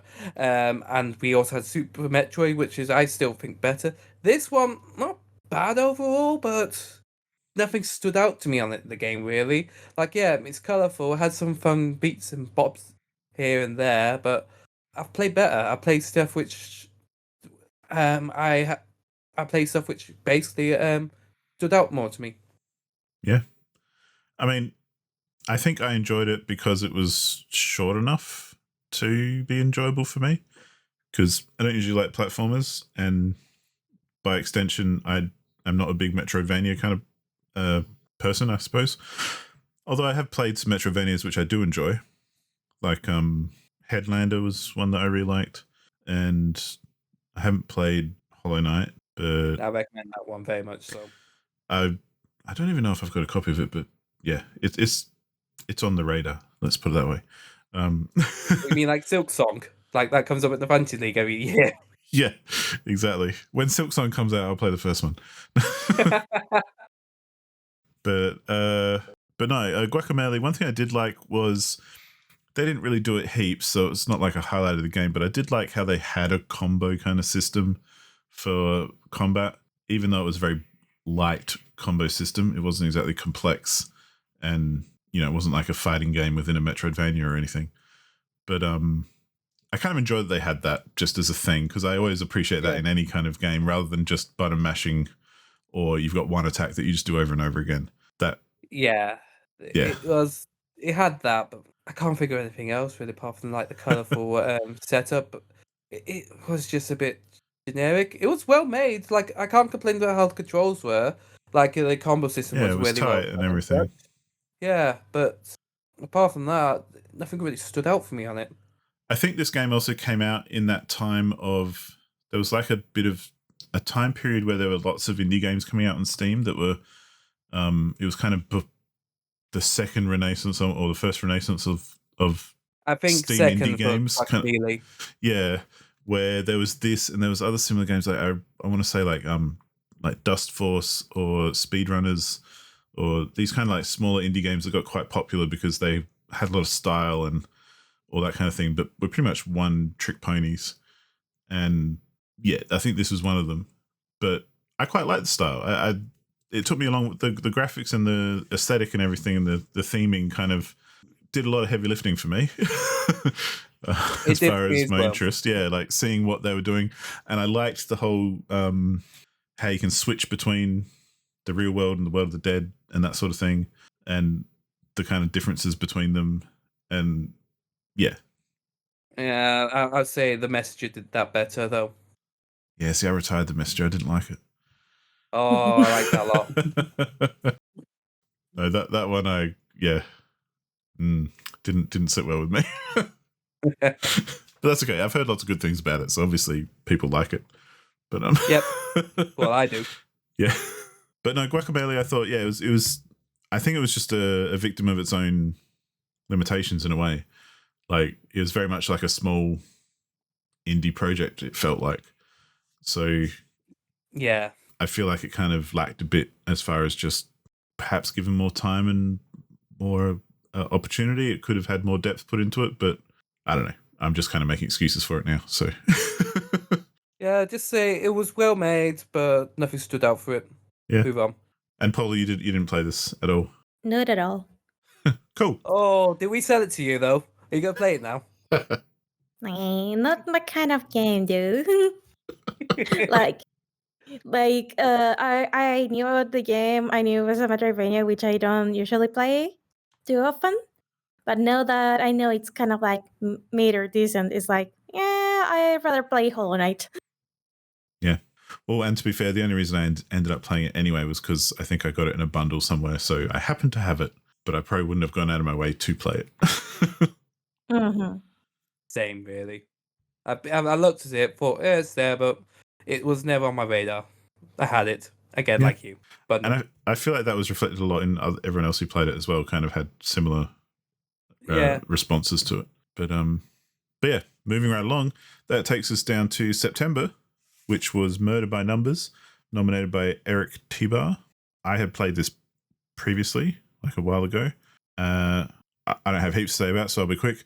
But I liked it because it's a Picross game and it had lots of Picross puzzles. They weren't the best Picross puzzles. They were pretty freaking easy. And the story was fun enough. I didn't mind it as much as I know you did, Knalb. But I thought it was all right. It did the job for me because I just wanted to get to more puzzles. But I wanted the puzzles to be, because I play a lot of Picross puzzles anyway, like every day on my phone I'm playing Picross puzzles because I just enjoy them. And this was kind of like not the best Picross puzzles, but there were lots of them which I appreciated because that's what I wanted out of it. But other than that, I was like, yeah, it's cool, but could do better. Like at the point in time I played this game, I think I played like all the Picross puzzles available on 3DS and like a couple on Switch. So going from those very well crafted Picross puzzles to the ones in the game was kind of a bit underwhelming. The story was fine, DM.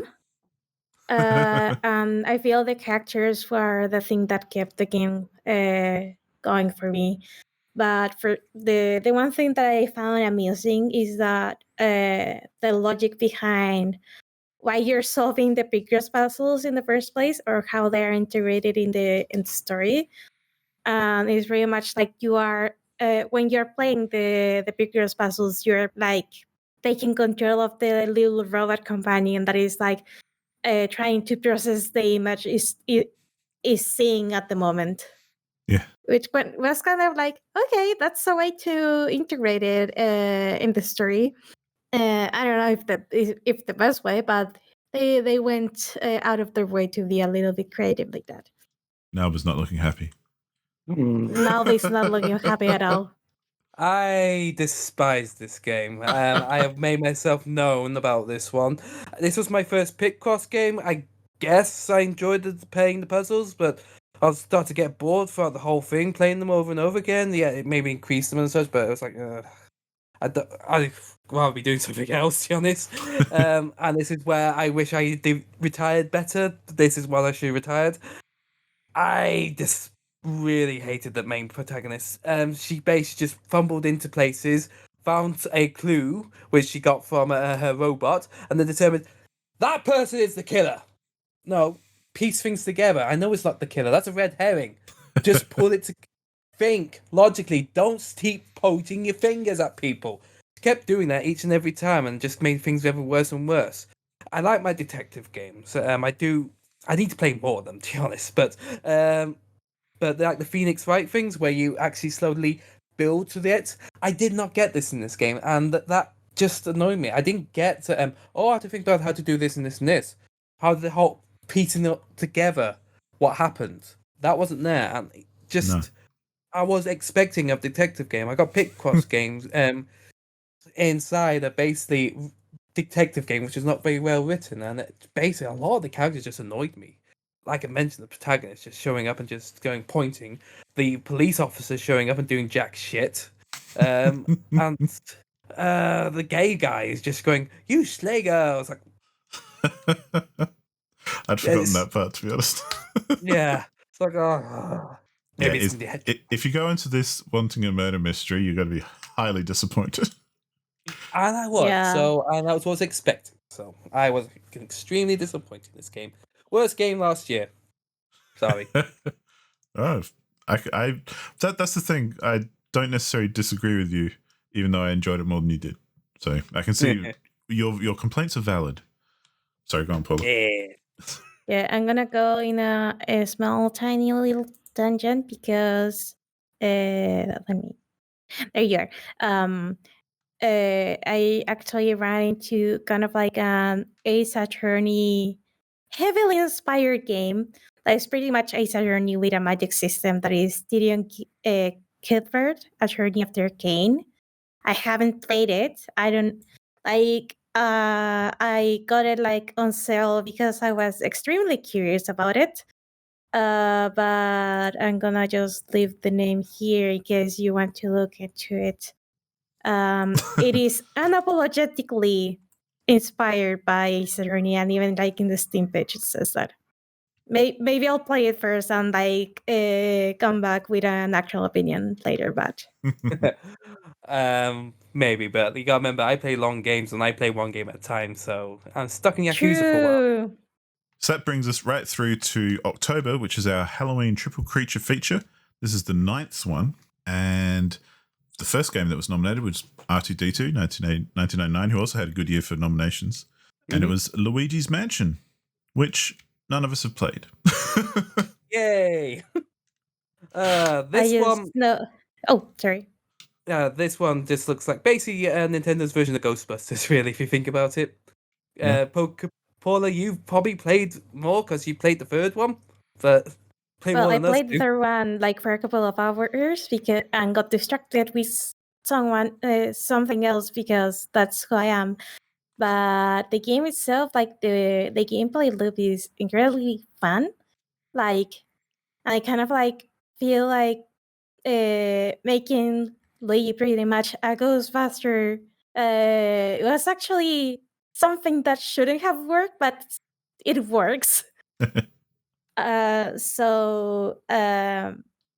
really enjoying my time with Luigi's Mansion 3 because like you have to stand the ghost like with a light, and then you try to suck it back with the vacuum patching thingy, and then you just whack them around, and it is stupidly satisfying. To my knowledge, Luigi's Mansion 3 is kind of like a return to form because Dark Moon was more like episodic, or either had like multiple hotels, while 1 and 3 have just a single multi-floor hotel where you have to go around and defeat ghosts. And the other thing that I've heard about 1 is that the designs of the ghosts are like actually recognizable as Mario characters. I've heard that the ghosts from the later games are kind of generic in a way. But yeah, it's on its third game. I guess Luigi's Mansion is doing things right in a way. It's got its franchise going. I did see a lot of people who did play it for Game of the Month really enjoyed it. So there's that.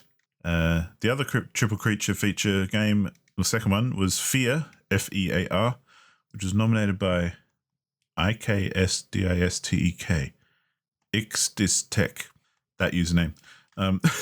This one I found was quite divisive as well, or a lot of people didn't like it. From the sounds of it, you've played this previously before me. This one I thought was average, really. I found it uninspiring, really. Too much levels too uninspiring. It had some cool ideas like the slowdown and such, but you basically the levels are a factory, a secret underground base, and a skyscraper. and I was not impressed with a lot of the horror scenes. I feel they should have done better with that. I didn't feel it used the horror themes much. But from what I understand, Abatage, you played this is the first time I played F.E.A.R. You've played this when it came out. No, this is the first time I played it. However, I remember hearing about it a lot when it came out, because when it did come out, it was quite it was very popular mostly for the AI, because the enemy AI, which by today's standards is not, and having played it now, I can say is not that impressive.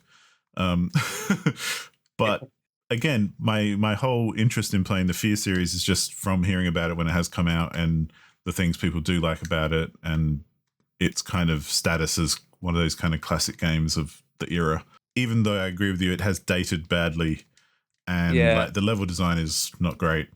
And yeah, I could see that, but I really didn't know about the AI until after played it, and so my fortune had basically set in stone. I did like one of the expansions more though. Extraction Point, I did like that. I found that actually worked with the theme better and had a better subset of levels than this one. I was not keen on the other one though. I can't remember the other one. I thought it went back to like F.E.A.R too much. But I haven't tried those yet. I plan to, but from my understanding, they're not considered canon though, because they were created. They're like the Gearbox versions of Half-Life. Yeah. You know those the like blue point shift and opposing side. Yeah. They were created by a different team while the other team worked on something else. Yep. But it was fun to play, because when I played it, I was kind of switched on to seeing what the AI was doing, and especially comparing it with a game like Half-Life, which we'll talk about a bit later.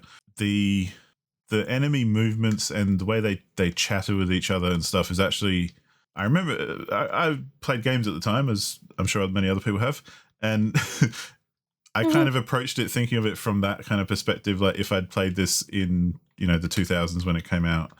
And it kind of did impress me a little, because there were little things that I noticed that weren't happening in other games. Like I ran around basically with my flashlight on the whole time, and essentially it runs out and you have to wait for it to recharge. But I basically, every time I could have it on, I had it on. And if you shone your flashlight down a hallway and one of the enemies saw it, you'd hear them going, "Oh, there's a flashlight over there. Let's go check it out," kind of thing. And so it would kind of trigger them being aware of your presence. A lot of the level setups had it, as boring as they were and as kind of, corridor city it was. They did have kind of side rooms and stuff where enemies would try and flank you, or would go and take cover behind things and then try and throw grenades at you or whatever. But there was one particular level where I saw an enemy kind of take off to the side to try and go around and flank me, and I kind of followed him.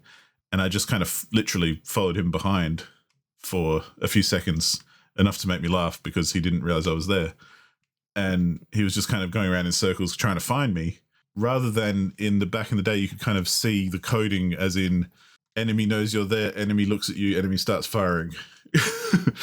And if you move and out of their vision, enemy moves so they can see you again and then starts firing. Like there wasn't much variation on that in other games, and like Half-Life or that kind of thing. And so to see them kind of move around and have some sort of tactics for the time felt very innovative. But yes, it has dated badly, and I can see why a lot of people who played it now for Game of the Month didn't really enjoy it that much, because I think that's the difference between you and me and Abatage. You were looking at it at the time of when it came out. I was looking at it now. Yeah. And I can totally appreciate that too, because even trying to appreciate it from when it came out, it still was a bit difficult. So and I agree with you too. The horror was basically a non-existent thing for as much as it was hyped up, because I kind of went into it going, because I'm not great with horror games. I get scared easily, and so I kind of thought, well, I'm going to grin and bear it, and try and get through it. But it was easy as hell for me. So not much horror there. Paula, you didn't play F.E.A.R? I didn't play F.E.A.R. Are you keen to play and F.E.A.R? I didn't. Not so much. I know you're not big on first-person games anyway. Yeah, I didn't play the next game we're talking about, but I really, really want to play it. So please, if you're gonna talk spoilers, give me the It's been signal. don't worry, it's been a while. I don't think we're gonna hit spoilers. Yeah, I don't remember any spoilers. Yeah. But the Okay. last Triple Creature feature game for October was Grim Fandango, which was also nominated by Eric Tiber, who got some multiple nominations in this year as well, or last year, I should say. Who? Yeah, Knalb, you've previously played this? Yep, this one I didn't play with the game. I remember it being a very funny game, actually, though. It's classic LucasArts, Tim Schafer point and click, where I do like the whole Carnival of the Dead thing, dealing with the afterlife, with all the funny bits and bobs happening around, the way it actually treats humans, stories, how basically the main characters, you do something very small, and then suddenly a year later, he's now the big king of the area. Yeah. I remember that, especially in the second part. It's like, okay, he's now just a small janitor, now he's king of the area. It's like, I don't know what he did there, but okay, sure. It does have the issue I find with a lot of point and click with the moon logic. I can't remember any in this one, but a good example always for me is the this one makes sense after if you think about it, but it takes you ages to figure out what you're trying to do. But in Secret of Monkey Island 2, with the where you have to untighten something and you use a monkey because it's a monkey wrench. You get it afterwards, but it takes you a long goddamn time to realize what you're supposed to be doing there. Sounds about right. Yeah. Yeah, that is what my thoughts of Grim Fandango. Fun game, very humorous. I think it's one of their better ones. But again, I do wish it had a better a hint system. I feel that a lot of these point and clicks need hint systems. Yeah, I feel like its flaw is its era, because, like you say, all those point and click adventures in that era kind of did resort to moon logic and stuff. Like, it's not as bad as I thought games like Day of the Tentacle were even more kind of abstract and weird. I still enjoyed it very much, but I feel like this one has definitely got some puzzles in there which are just nonsensical, and it's like, try everything in your inventory with everything you can interact with when you get stuck. So I do want to put this out with a bit of a tangent. I feel the best one for actually dealing with the hint system was the Sarah Max series. I think it was Telltale. Where basically after a while, Max just screams out the answers in a sarcastic mode. Yeah, that one I thought did that well. Grim Fandango, definitely recommendation. But again, you have to deal with the moon logic. Yeah, and despite that, I would say this is definitely one of those classics that I would recommend, even though it has got that kind of dated logic. But I think it's worth it anyway. Even if you played it with a guide, I think it would still be a fun game. Because I think, you're gonna have to use a guide and feel. Yeah, but the characters are fun. The writing is funny. You're not going in there. It's for the challenge. You're going in there for actually the writing and the humor. Yeah, and that carries the whole game. Absolutely, it's worth it just for that. And I think especially because there is a remaster, which is the one I played, where they improved the controls and stuff. Because I think it originally had bad or annoying tank controls that it was infamous for. And I think it did. I think I remember playing the demo of it, and it never clicked for me, mainly because of those controls. Yeah. But it turned into a point and click in the remaster, and I like those controls a lot more. Yeah. So I think it's an easy recommend, really, because it is it's a classic for a reason, and I think it still kind of holds up in a way. You just kind of got to get through the puzzle solving weirdness. But definitely wanted to play Paula. I think you'd enjoy it as well, knowing what you're into. So I was very happy when this got into the triple creature deducting. I really, really wanted to play it.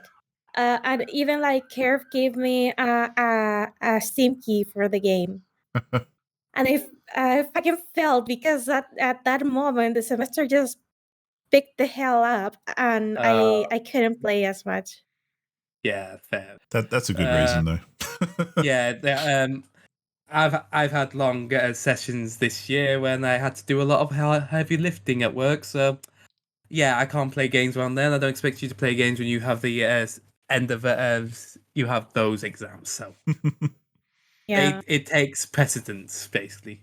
Yeah, pretty much. But yeah, that was a good one. I don't remember seeing heaps of people necessarily playing Grim Fandango for Game of the Month. Like, I didn't see heaps of discussion about it, other than I think anyone who had played it kind of said it was good. Yeah, I think it's basically what's happened with the next game, which we're going to go into for the next month. I think a lot of people already played it. They didn't do a replay, though. Yeah, and so yeah, that takes us to November, which was Undertale, which was nominated by Desperado Chili. I did not play this. However, I will say I have since, after hearing it, obviously I've heard lots of people recommend it and all that kind of thing, but I since saw that it was either on PlayStation Plus or Game Pass or one of those sorts of things. So I know I have access to it, and I thought, maybe I will give it a go, but I haven't given it a go yet. So I'll leave it to you guys to talk about. Yeah, in my case, sorry, go ahead. Oh, you go ahead. I'm probably going to be gushing over this one. Okay, so I did play it. I want to say, not really directly after I came out, because at the time I think I didn't have access to Steam, I think. So I did play it, quote unquote, shortly after that, and I didn't finish it because, first of all, even though I like the characters and the story was kind of fun, it didn't quite click with me. In particular, because in order to get the pacifist standing, you have to go through all the different patterns of attack from the enemies. And at that time, I thought the for me, those sections were the pain in the ass because at the time I didn't have a controller for my PC, so I was trying to do it with the keyboard, which didn't go well for me.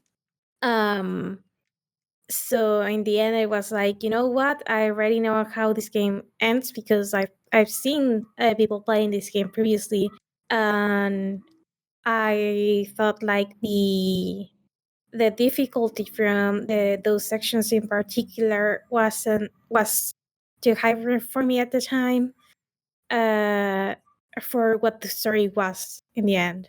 So I feel if you enjoy that kind of gameplay, you'll have a lot more fun that I had at that time. And if you have your preferred way of playing, pretty much. I've never been too good using the computer keys to play anything. So I mainly use a controller for pretty much anything I play on PC, unless it's a point and click. Yeah. Or an RTS. Or no, never mind. Go ahead. Yeah, so this was the first time I picked it up. I found, this month feels quite barren for most people. I think I was the only one playing it, and I think, again, it was because of the Grim Fandango effect. People had already played it, so they weren't going to play it again. Yeah. But this is the first time I ever played it, and I loved it. It was so adorable in how it did things. I really enjoyed how they actually turned the RPG system into basically a puzzle. You had to figure out the best way to pacify the people in front of you. What act do you need to do? How to get them to plead for mercy? Go through. I didn't do and then just figure out how to get through that way. I did not do the genocide routes though, so I didn't play the fully thing. And I did treat this like a podcast game. Anything which doesn't have voices, I treat as podcast games, to be fairness. But still, the whole thing just charmed me. Little details like when you hit certain bosses, and part the pacifist run's done. Astrio, the first boss, where after a while she starts being quite serious, trying to hit you. But if you keep begging for mercy, just tell her to stop, please. She will actually weaken and stop, and then basically accept the fact that you need to move on. It built these characters that were really great, and it did great humor. I love the two dates you go on the pacifist one with the skeleton and one with the big demanding knight. Where the first one, he's basically getting a bit over the top with that, and the other one is like a big cooking session where you're just destroying the kitchen. We got to do this! Yeah, cook that cake! And then you've also got kind of meta things at the end weren't too great. I could see someone actually complain that they did start the game, then the game crashed on them. And yeah, that's technically what happens. The game crashes on, then you come back to the game. It's a completely different game then. But yeah, it was also short enough that it didn't actually outstay its welcome again. I kind of get in like my short games. I keep saying that. I keep playing the long games, so maybe it's because I just need to actually break them up. Long game, short game, long game. But I just go randomize on my queue normally at the moment. Yeah. But I was charmed by this game. I knew all the things. Everyone knows these things. If you be on the internet, you know Undertale. You can't get away from Undertale. Yeah. But I hadn't completely seen the whole game, and I could see why it grew such a popular fan base. It is magnificent in what it does. Cool. Yeah, like I say, I've always been put off by a lot of the elitism that I witnessed around it when it came out, which I know not everyone kind of got in or experienced, so maybe it was just my own little weird kind of exposure. But I didn't get for this, but I fully understand. You get these stupid gatekeepers going, "Oh, you didn't understand this part, or you didn't understand that." But it's like, enjoy the game as you want to enjoy. Yeah. So, but I think it's been long enough now that having heard people talk about it for Game of the Month and stuff, I was like, it is on PlayStation Plus or whatever, so maybe I'll give it a crack. But time will tell on that one. Yeah. That takes us to the final one, which was December of last year, which brought us the all-time classic Half-Life, again nominated by R2D2 1999. This was, again, quite divisive, I think, because of its age. Paula, you haven't played it. And I don't think I will. Yeah. Knalb, what do you think? Yeah, I did enjoy it, but it's been a long time since I played this. Again, because I played it before, I didn't actually join this one. And I did enjoy it for when I played it. I don't remember much of it, again, because time. Yeah. But I do remember the huge set pieces which it dealt with, telling a story without any cutscenes, just all from your things, just gets you slowly into the game. The big set piece which I really enjoyed was the dam. That one was fun as hell for me. But then I also remember when you got to the other world, I can't remember the name of it. It's like starts with a Z something. I think it's and like all the Zen, platforming there, like XEN or something. Yeah, something like that. And then you have to fight the giant baby. Yeah, the last couple of levels were a bit meh.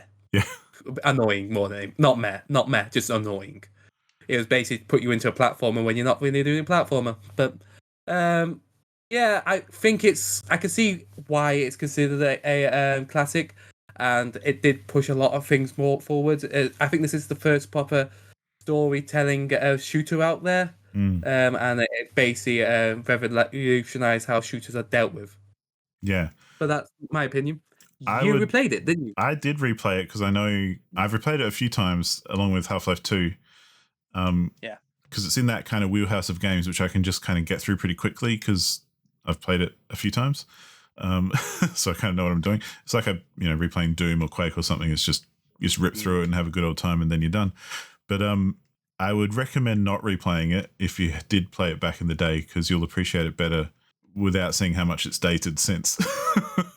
I have to get through the other expansion packs you're posing for some blue shifts, so I'll probably have to see about them at some point. Well, stick to them, leave the original in your memory. Because, there's a lot of stuff like, I think I spoke about it on the podcast when we were talking about it with Paula, but just little things like how your default is to run instead of walk, and you press shift to slow down instead of shift to run faster. Like, these days you would expect you're walking and you press shift to run faster. So all the platforming and stuff, sometimes you have to hold down shift to make yourself just jump less far and not have as much momentum and not fall off the other side of the box that you're jumping onto. So, because sometimes it feels like you are skating on ice a bit. The physics is a little weird. But remember then. Yeah. And then, there's nonsensical stuff. Like, I can see why everyone hates the final few levels. They're infamous for not being good. And there's actually a couple of bosses towards the end, and they're both kind of a bit annoying because they're very much bullet spongy, and your tight on resources anyway. And yeah, it was fun to play through them again, but it is kind of like, why am I shooting a giant floating baby who's just meant to be this kind of like alien brain central thing? And I think Half-Life 2 did a much better job of explaining its world and its story. They obviously learned a lot of lessons from the first one. Yeah. Speaking of the other one, though, have you had the chance to do Half-Life Alyx? That's one I want to do. That's the VR one, isn't it? It's the VR one, unfortunately. So that's one people call that like that is a proper sequel to the whole thing. Yeah. The part of me is, of course, you need to get a VR. So I don't know if anyone's going to ever trust that, but it's really something I want to try. Yeah, I mean, one of the things in my backlog that I always kick myself about, I haven't played episode 1 or 2 yet either. For Half-Life 2. Hands up, same. I've got them, but I've just never got around to playing them. And every time I remember I've got them, I'm like, yeah, I really need to play those. Just because.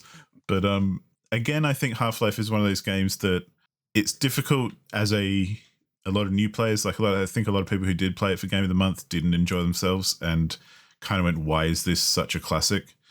Because it's kind of difficult. Basically.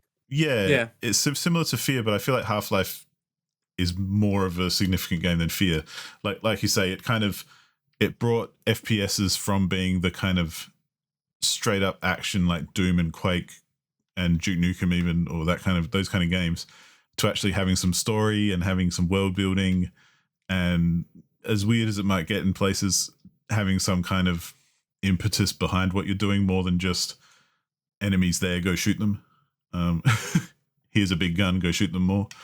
So, and that kind of, like you say, that whole storytelling thing of NPCs talking and having conversations and dropping lore essentially in places where you could ignore them if you wanted, because you just walk right past them.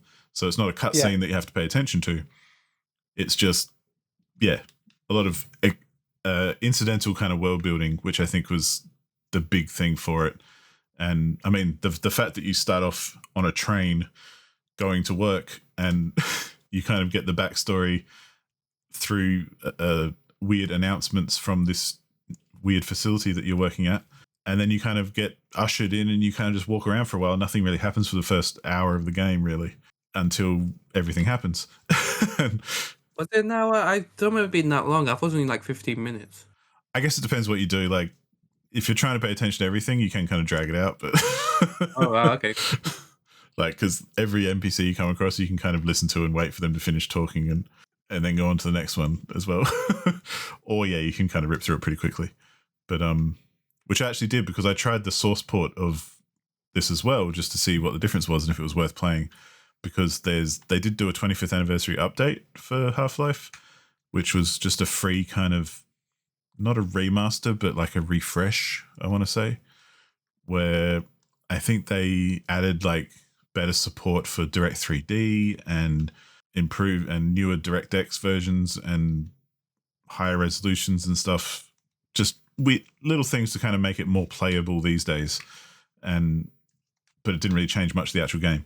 So I thought I'd try the source port as well, but the source port just kind of didn't seem as good because it just kind of made everything shiny, but it still looked exactly the same. So it was just kind of a weird difference. And when I tried that, I did kind of rush through the opening. So I think I played about 20 minutes of the source port before I got to, the big event where everything goes tits up. And then I kind of went, I'm going to play the original again. So I went back to the other version. But yeah, I think Half-Life is a good one. Again, a great one for Game of the Month, and kind of weird that it hasn't been Game of the Month yet, considering how... Well, he's saying Undertale as well, if you think about it. But there's still a ton of classics out there which we haven't touched. Exactly. Yep. And that's where I think, I do, looking back on the year as well, like I enjoy when games like, say, Guacamelee do get it and do get to be Game of the Month, because they're just kind of this little different indie game that is nice to kind of shine a light on for that time. But I also really like it when, stone cold classics kind of get on there that maybe not everyone's tried and maybe not everyone's going to enjoy either, because it's really cool seeing newer takes on these old games as well, because game Yeah. way you should look at Game of the Month is basically this is the game which has been nominated by people, and so it could be like a big hit, like you said, small indie one. Just give it a go if you want to try it. If you don't like it, just retire it, or if you're stubborn like me, continue to the end hating it. Well, yeah, and I think like yourself, like I've got a big backlog of games that I don't necessarily look at, or I forget about some of them or whatever. I've got other priorities. I'm playing other games, newer games, whatever. And so it's nice to have a little impetus to, go, oh, actually, I will play that right now that I've been meaning to. Yeah. Yeah. It helps. It doesn't work. It doesn't work every time for me. But yeah, like I had Spiritfarer, I had Green Fandango, even though it was Game of the Month. I got distracted by the other shit and didn't play those. You had, but I did play. Yeah. But You I had did the perfect play. Yeah, but I did play the some of the other games at the same time, or either like had the memory of the at the release, reinvestigated like some of the games that I already played, to actually talk about them on the podcast. But yeah, like it's been a while since I've seen a game nominated that I haven't like even heard about it before. But when it happens, and you do get like a very fun experience, it's glorious, and I love it. And you get to gush about it or like rant about it with everyone else playing the game at the same time. Yeah.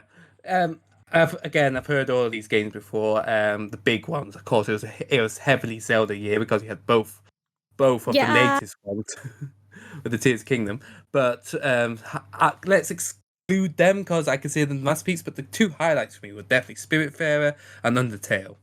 Mm-hmm. Beautiful games, both of them, for different reasons. But I would never picked up Spiritfarer if it wasn't for Game of the Month, and I am glad I played that game now. Yeah, I think that's a good example, though. Yeah, if you wouldn't have played it otherwise, and then obviously enjoyed it so much. So yeah, for me, like the highlights were Baba Is You definitely, and if I played it, the Spiritfarer like definitely would have been like the biggest highlight of the game of the year for me. Yeah, because it's stupid because I got that game on release, and I was like so happy to play it.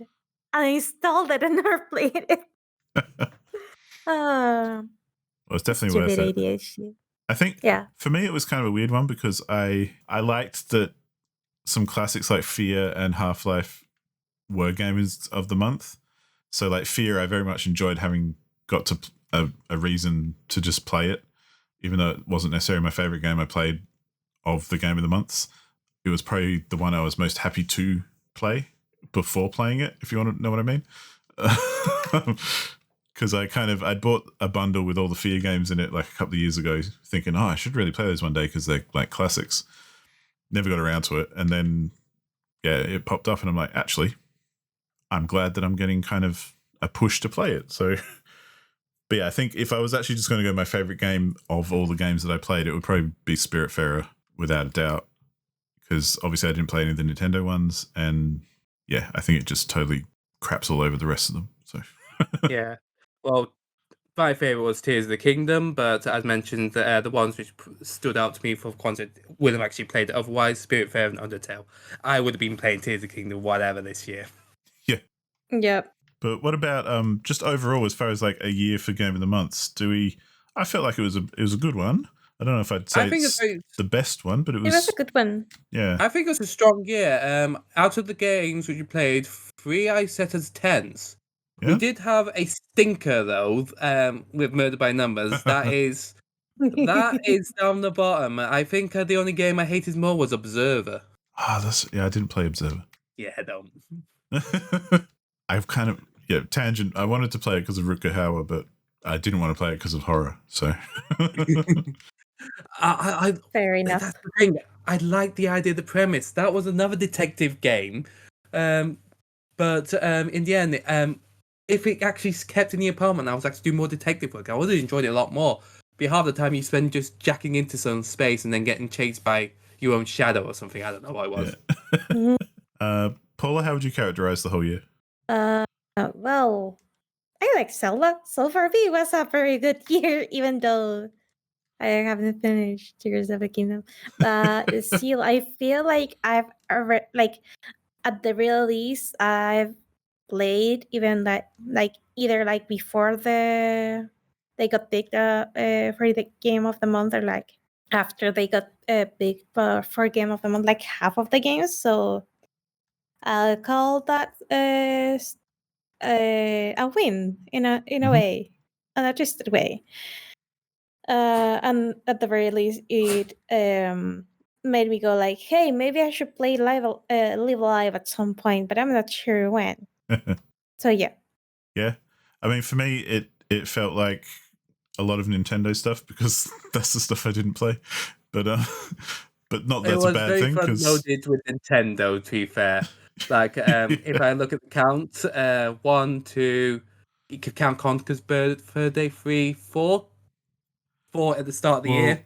So basically, yeah, I mean that's what I mean. Like, there's a good handful. I'm not saying it's a bad thing. It's just it's noticeable when you don't love a Nintendo. play them. So well, and it makes me think of, I'm glad that there is a mix though, because I know there are people who don't really play PC games in HLTB, or there's people who don't have PlayStations, or everyone's got different systems available to them. So it's nice to have a bit of a mix anyway, so that there's something for everyone throughout the year. And I felt like we kind of had that, so that was good. Like F.E.A.R being a super duper, I'm sure you can get it on other stuff, but it's primarily a PC game. So I'm sure people who didn't have a PC probably didn't get too into that. So it's kind of good for PC people, but not so good for people who don't play on PC. So, I felt like it was a good kind of year in that sense. Yeah. I'm thinking in the interest of time, maybe we skip what we're hoping for, unless there's anything that we desperately want to talk about. I'll quickly just state the game which I'm probably going to start nominating for next year. Just that, because we did talk about detective games, and this is the game I will probably start nominating and hope we actually play. Yep. Return of the Obra Dinn. I'm hoping we do get into that one. I have played that, and I'll vote for that. That would be interesting. And I think you'd enjoy that. Yeah. Thinking about detective games. Mm-hmm. Yeah, that's a good one. Yeah. Basically, I got 5 games for Christmas, and that's one of the games, and I think that's the best one out of the ones I got. So that is the one I'm going to be pushing for, I think, the most. Nice. Have you played that, Paula? Haven't played it. I don't think I have it though. No, I don't have it either. But I've been wanting to play it for a long time. Yeah, it's even one I'd think about doing a replay because it was that good. Well, look forward to the nomination for February then. Awesome. Well, let's have a quick little game then of guessing stats that Knalb has put together for 2023. Paula and I are going to try and guess the answers as, random as it may be and as lacking of confidence I am. But we've got a few categories of different games from the year. So why don't you take it away, Knalb, and quiz us a little on the stats you have. Right, so of course the first thing which we always deal with being How Long to Beat is how long does it take us to beat these games? So we have had 15 games overall this year, and overall that takes us 421 hours to complete, on average 28 hours. Holy crap. I want to know from both of you, what is the longest game which was nominated? Well, which was Tears of the Kingdom. I was going to say Tears of the Kingdom as well. Yeah, Tears of the Kingdom. That is so easy. 116 hours, 35 minutes on average. This is the all play style average at the bottom. Yeah. So, just so you know, main plus extras and completionist. So, let's go to the opposite end. What was the shortest? I feel like it could... I'm talking out of my answer here because I have an idea. But it's probably like either F.E.A.R or Half-Life. I'm going to guess Luigi's Mansion. Abatage is right. Luigi's Mansion, 7 hours, 17 minutes. Wow. F.E.A.R would take 9 hours, 12 minutes, and Half-Life, 12 hours, 57 minutes. Okay, at the very least, I wasn't that far off with one of the guesses. Yeah. Alright, now let me just... Yeah, I think I was thinking it was F.E.A.R would have been down there as well, which obviously it was, but yeah. Okay. So, Next question then. The discussion thread with skipping the Discord's one. The Discord I can't get numbers for, unfortunately, easily. Yeah. So I can't see how many chats were put into it.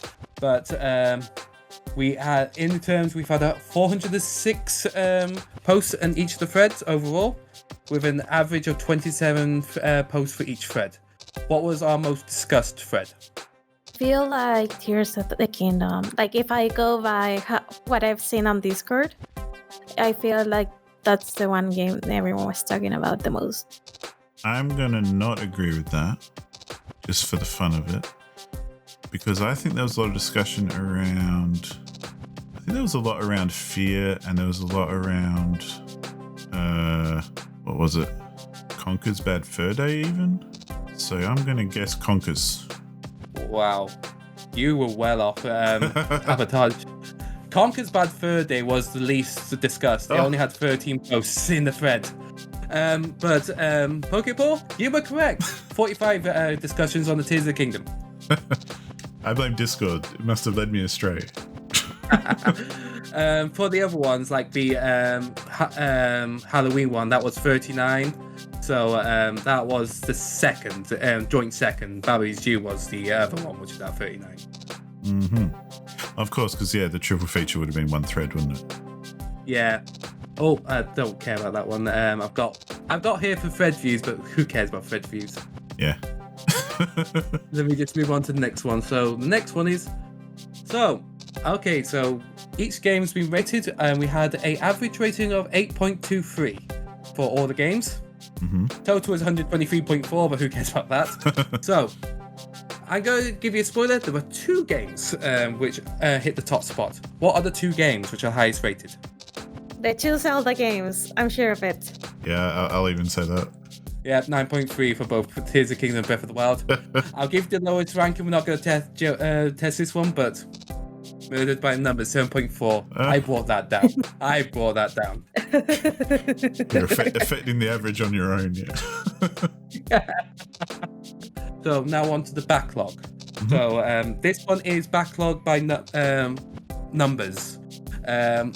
So we have 69,591 backlogged games with an average of 4,639.4 of each game. What was our most backlogged game?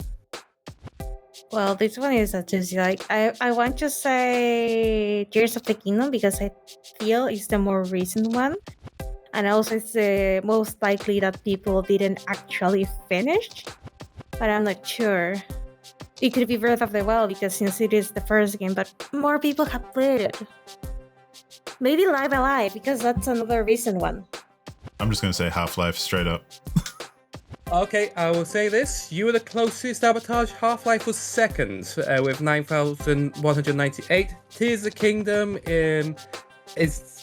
that comes at 26,016. You gotta remember that people played older games, so I can't remember the number of that one. I can't say which that one is. The highest one was Undertale at 11,048. That would have been my second guess. Yeah.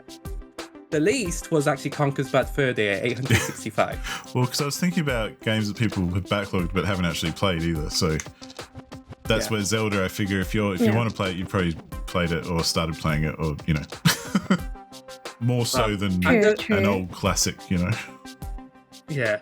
I'll just give you the stats on the percentage as well. So the most, in terms of people who have it in the backlog who hasn't completed it or retired it, the most was Crypt of the Necrodancer at 78%. But we're going to go straight to how many the completion rating, basically. We've had 62,355 completions with an average of 4,156.93 for each game. What was our most completed game? I have zero idea. You want to pick murder by numbers. No. I want to say Breath of the Wild, but maybe like an older game might have a higher completion rate, but I don't know. I'm going to pick Half-Life again. Yeah, it's really Half-Life. What are you going for, Pokepaw? Half-Life or Breath of the Wild? Half-Life. You're both incorrect. You should have stacked. It was Breath of the Wild. Had the complete 16,903. Half-Life was actually third at 93 9,377. Undertale at 11,977. The least, as you probably guessed, Murder by Numbers, 512. Completion rating in terms of percentage, Breath of the Wild again, 65.7.2. And now, let's go on to the second from last. Because we're going to have quite a hard one off. I hope it's hard. For the last one. But this one is our percentage rating of retirement. Okay, percentage. Is it further by numbers? So the average, so we have retirement percentage of 5.01%. But what was our most retired game? It's either Murder by Numbers or F.E.A.R. I want to say Murder by Numbers because I feel like I don't know. It's like it has like very particular market. I feel. I'm gonna say Conkers. Both were incorrect, but you had the higher number. So Murder by Numbers was at 3.9%. No, hold on, was that 3.9%? Conker's Bad Fur Day was at 4.7%. Our most retired game was Baba Is You at 11.8%. That makes sense, actually. Really? Yeah. Yeah, it is a puzzle game, so I guess it makes sense. Yeah, I think a lot of people would hit those late puzzles and go, stuff this. Yeah. In terms of highest numbers in terms of retirements, Half-Life was the highest with 1,085. Yeah, right. I guess, that's one game that a lot of people would try, whether you're going to like it or not. Yep. So. And lowest in terms of percentage was Tears of the Kingdom. It's a bit too early for people to retire that just yet, to be fair. Anyway, cool. Here's our final one.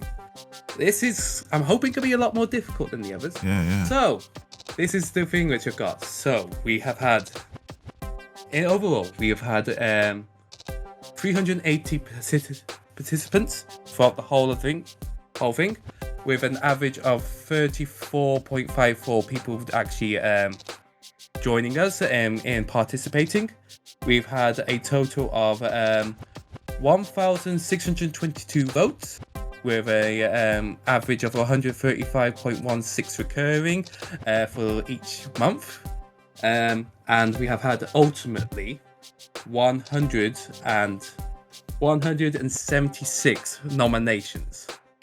Right. So, my question for you is, out of all of that, which game had the most votes throughout the whole year? My first clue to you for this game has not won yet in any other game in the votes. Oh, you mean like when you make like the sum of all the votes, like on each time it gets nominated? Yep. So did it win at all? Is it Spore? Nope. That's actually that one. Spore got 35 votes, got nominated 4 times, and is actually 4th. But so did this game win at all last year, or no? No. Okay, so it was it was one that got voted on a lot but didn't actually win. Yes. Oh, that is hard. Yeah, it's very difficult because I can't even remember like all the games that got. And that is why I'm going to start giving you some hints in a sec. I might guess. I was going to say maybe Tetris, but I know Matt's nominated every version of Tetris, not necessarily the same version every time. Yeah, he basically nominated multiple different versions of Tetris. That it does not count. But then I remember Cocoon coming up a bit. Cocoon, but I don't think it would have been enough. No, Cocoon is quite far down actually. I don't see it. Yeah, I think it's too recent to. Yeah. But I'll give you this one. This game has been nominated 5 times. Okay. There have been 2 other 5-time games. I'm not gonna say them, but my other thing here is, out of those 2 other 5 games, this is the only game which is not a sequel, or had another franchise which has actually already been voted for. But yeah. I know I've nominated Subnautica a whole bunch. Subnautica is actually below Spore. That got 34 votes, have been nominated 4 times. 4 times I've nominated. Think. Wow. So, I'm going to read a review from this game, actually. Yeah, go for it. I'm not going to read the first one, because I can't read that. That's in Spanish. Here we go. This is from Yanni. 7 out of 10. A good game that makes a lot of effort into historic fidelity and details. Very unique artistic direction, and the character design is very well made. Honorable mention for the last game scene, which is truly emotional. However, there is some inconsistencies with the scenario. How is the dog so smart to find other characters that are miles away? I'm not a huge fan of puzzle games, so that explains my notation. Right. You repeat the last part? I'm not a huge fan of puzzle games, so that explains my notation. A little bit like Something about a dog finding people. Yeah. I feel that that's important. However, there is some inconsistencies with the scenario. How is the dog so smart to find other characters that are miles away? The dog. It's a puzzle game that uses a dog. And you said something about a historical setting. Yeah. And it's been nominated 5 times and caught a lot of votes. I'm going to now look into completions. Or a platform? Or is do you want the platform? Is that too obvious? Oh, no, this is fine.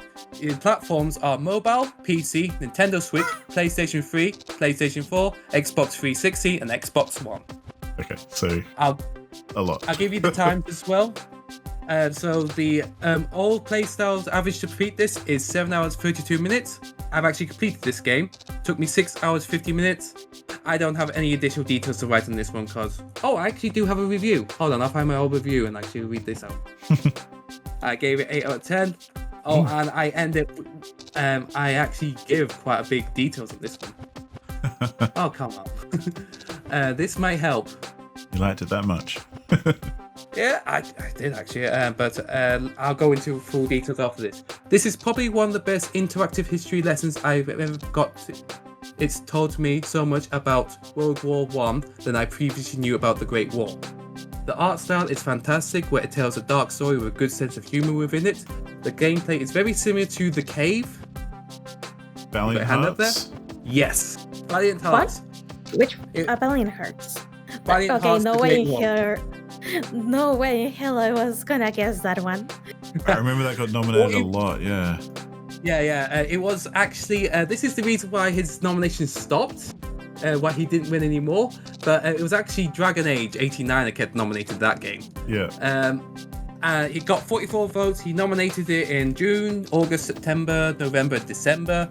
And if you want to know what the other 2 games got nominated multiple times, Half-Life 2 and Horizon Forbidden West.